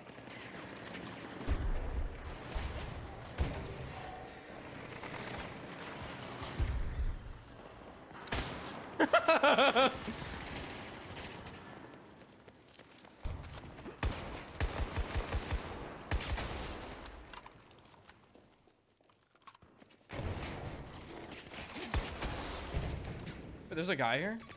Enemy soldier. Took one out. Reloading now. Yeah, what's up? Disgusting fucking camping bitch. Blasco players trigger like a primal hatred in me. They really do. Just what their playstyle is based around, you know what I mean? Based around sitting in a particular area, hiding, essentially.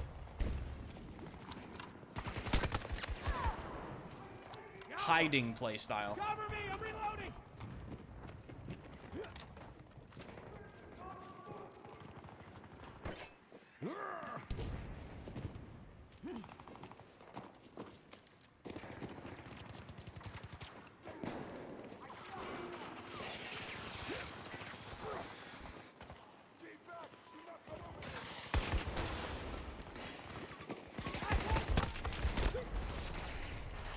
Hiding play. Here it is again. Hiding play style. Irish players, same thing. Boring. I need help over here.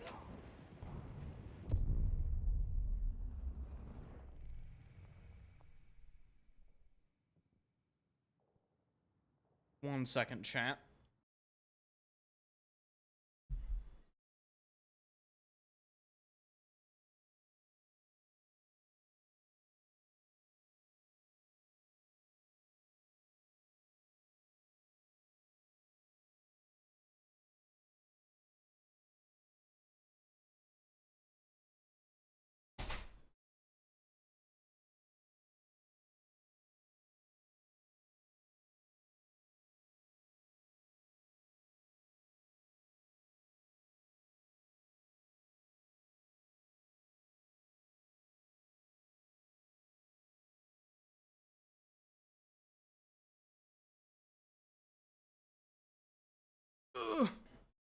Hello.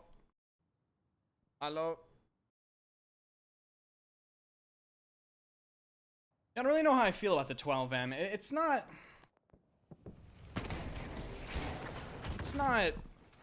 honestly that great. I would much rather use the pump action. Pump action's way more consistent. Took one out.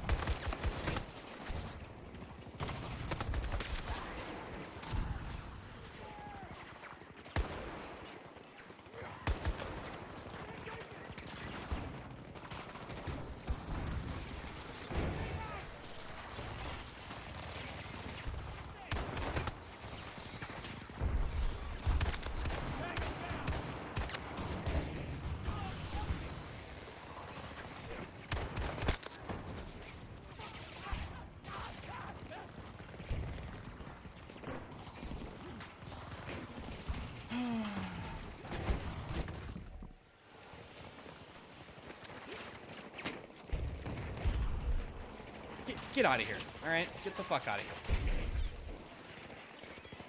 Help's coming. Get. Stop. I'm reloading. Stop it.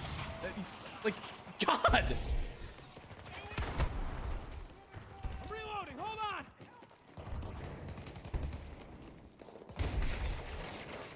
They love throwing shit, dude. They love throwing shit. They cannot resist throwing anything they have.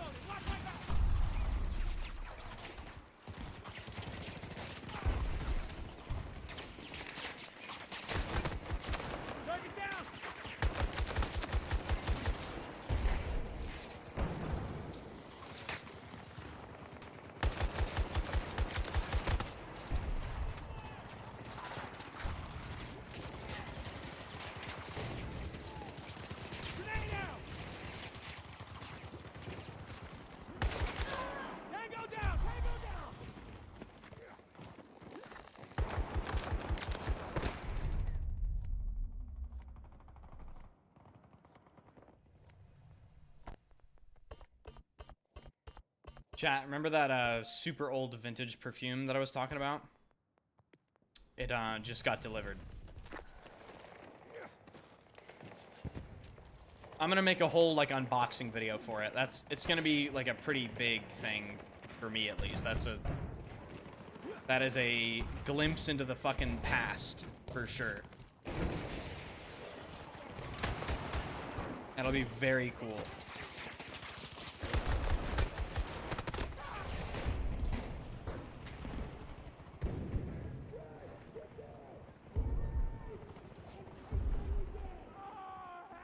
The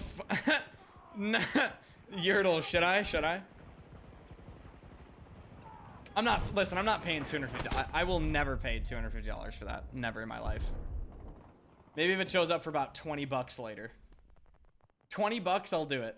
But, yeah, not for the meme. $250 for a meme fragrance is not my jam, you know? Major located, around 60 meters from my position.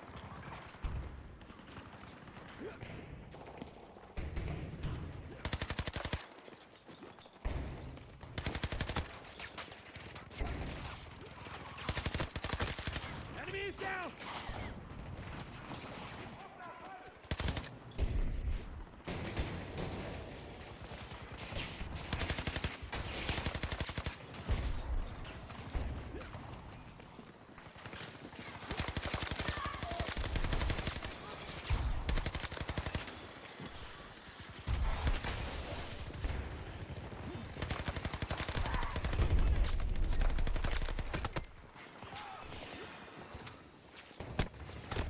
Where is he? What the fuck?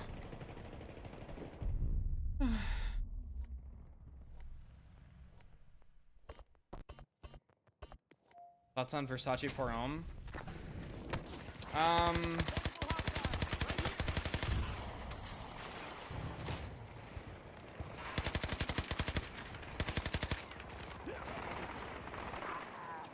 So were you cheating on Delta Force with focus? Are you retarded? No. And focus was not cheating either, so.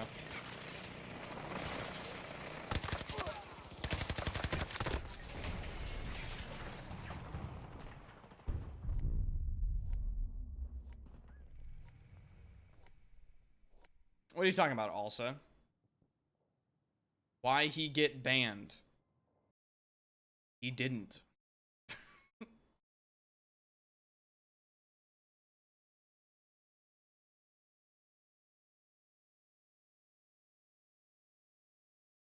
Why are you asking me about focus like I'm focus? I don't know what focus is doing. I don't give a fuck right now, to be honest with you. So I don't know why you're asking me. Go ask him.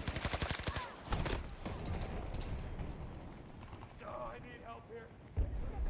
Did you get banned? No. I did not get banned. I could boot that game up right now. What are you talking about?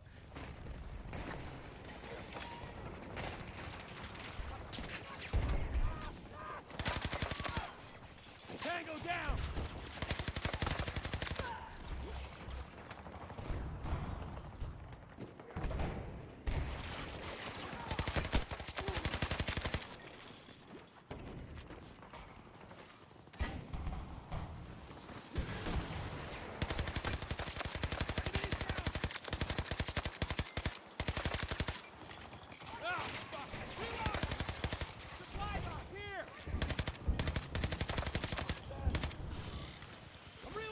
The Emperor 16 good? It's decent with the new short barrel. Short barrel like always. Not what Nade was saying on the P Discord. Who the fuck is Nade? And what is the P Discord? What? Who are these? What? Nobody got banned, brother. Nobody.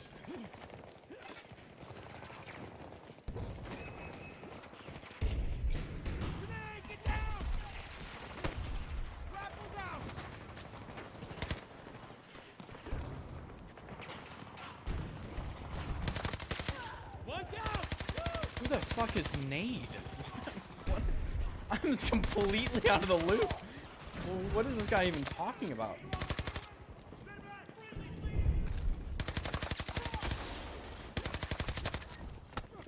Reloading, cover me.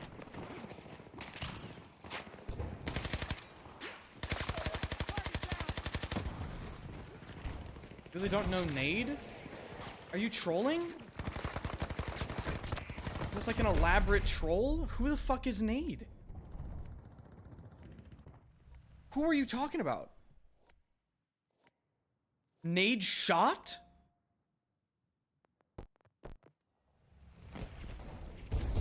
I know nade shot.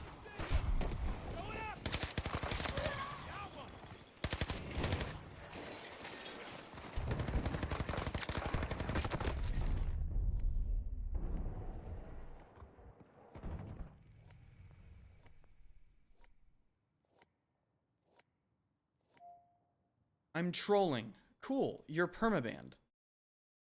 Was it worth it? What? You're banned. Like, what? The fuck away from me, you stupid retard.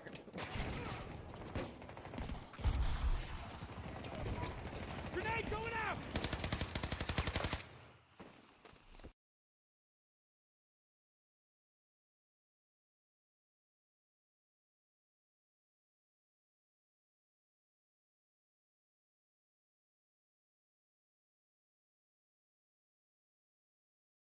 All right.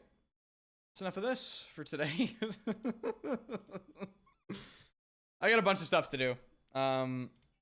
Yeah, sorry guys. I can't really stream for much longer than this. Well, also that's terrible to hear, dude. You know, that's horrible to hear, man. You know, best wishes. But okay, yeah, I'm gonna see you guys tomorrow. Can you show the perfume package before you leave? You guys want me to open it? I can. Hold on. Let me get it. I can get it. I'm not gonna open the box. I'm gonna open the box in a video because it needs to be documented. But I'll show you guys what it looks like.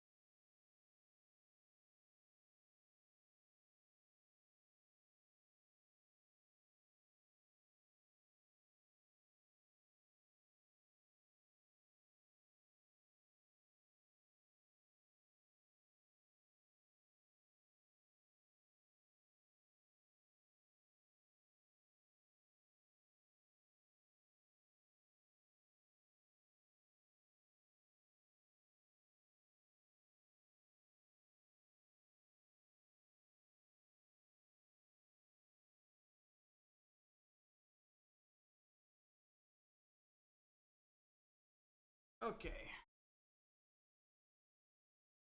Okay.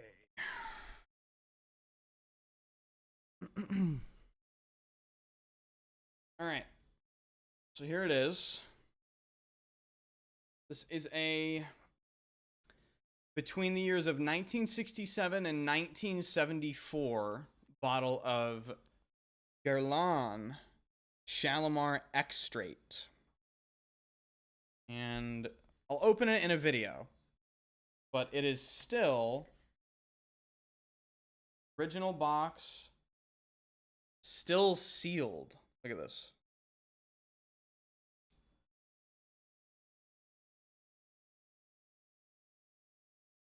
It was found in his mom's house, and it's been sitting there for 50 years in a dark closet. You look here, that tiny sticker. Basically, it says the batch code, and then the reason I know it's between the years of 1967 and 1974 is post 1970 they started adding the words legislation en vigueur at the end of the sticker. So yeah, and you can see copyright Guerlain 1967 on the bottle. These are called coffee bean labels. That's what the community calls them. The reason I know it's pre-1975 is it says X Straight instead of parfum, which means the same thing. Parfum and X Straight are interchangeable terms, but 1967 to I think like 75 or something, they used X Straight instead of parfum.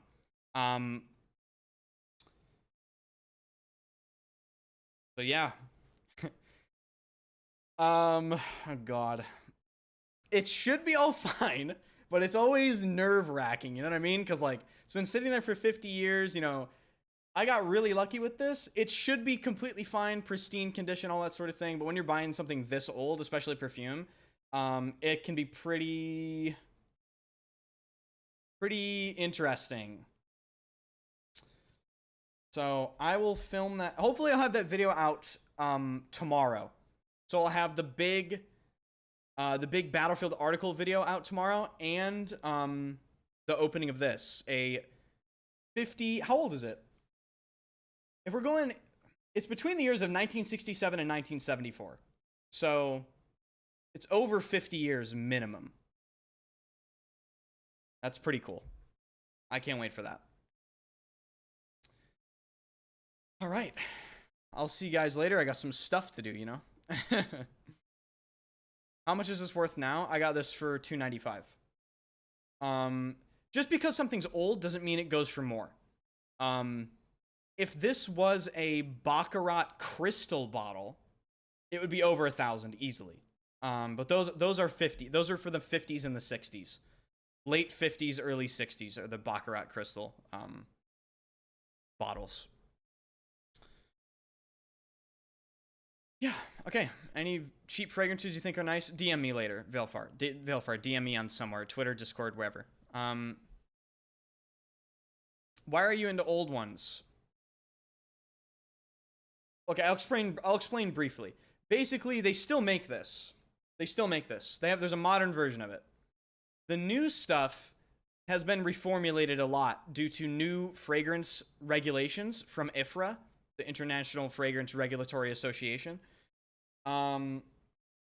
Basically now the new stuff isn't as good as the old stuff. So Shalimar in particular is known to hold up great, very well over the years because it's very high quality, particularly X Straight, because Guerlain just uses super high quality ingredients to begin with. So dude, cracking this box open is going to be fucking nerve-wracking for sure. I have to cut. So it's a stopper. I'll pull up a picture of the bottle for you guys so you guys understand what I'm talking about. So yeah, look at this. So this is a picture of a modern bottle, but it's a stopper made out of glass. And he already has this removed, but it's sealed with a carefully waxed on basically piece of string. It's a fucking, it's gonna be a bitch, but yeah, I'll do it carefully. It's gonna be fun. Okay, goodbye, guys. If you want to see the fragrance being unboxed, it's subscribe to Odenders. Subscribe to Odenders. The link is in the chat right now. So that'll be on the second channel.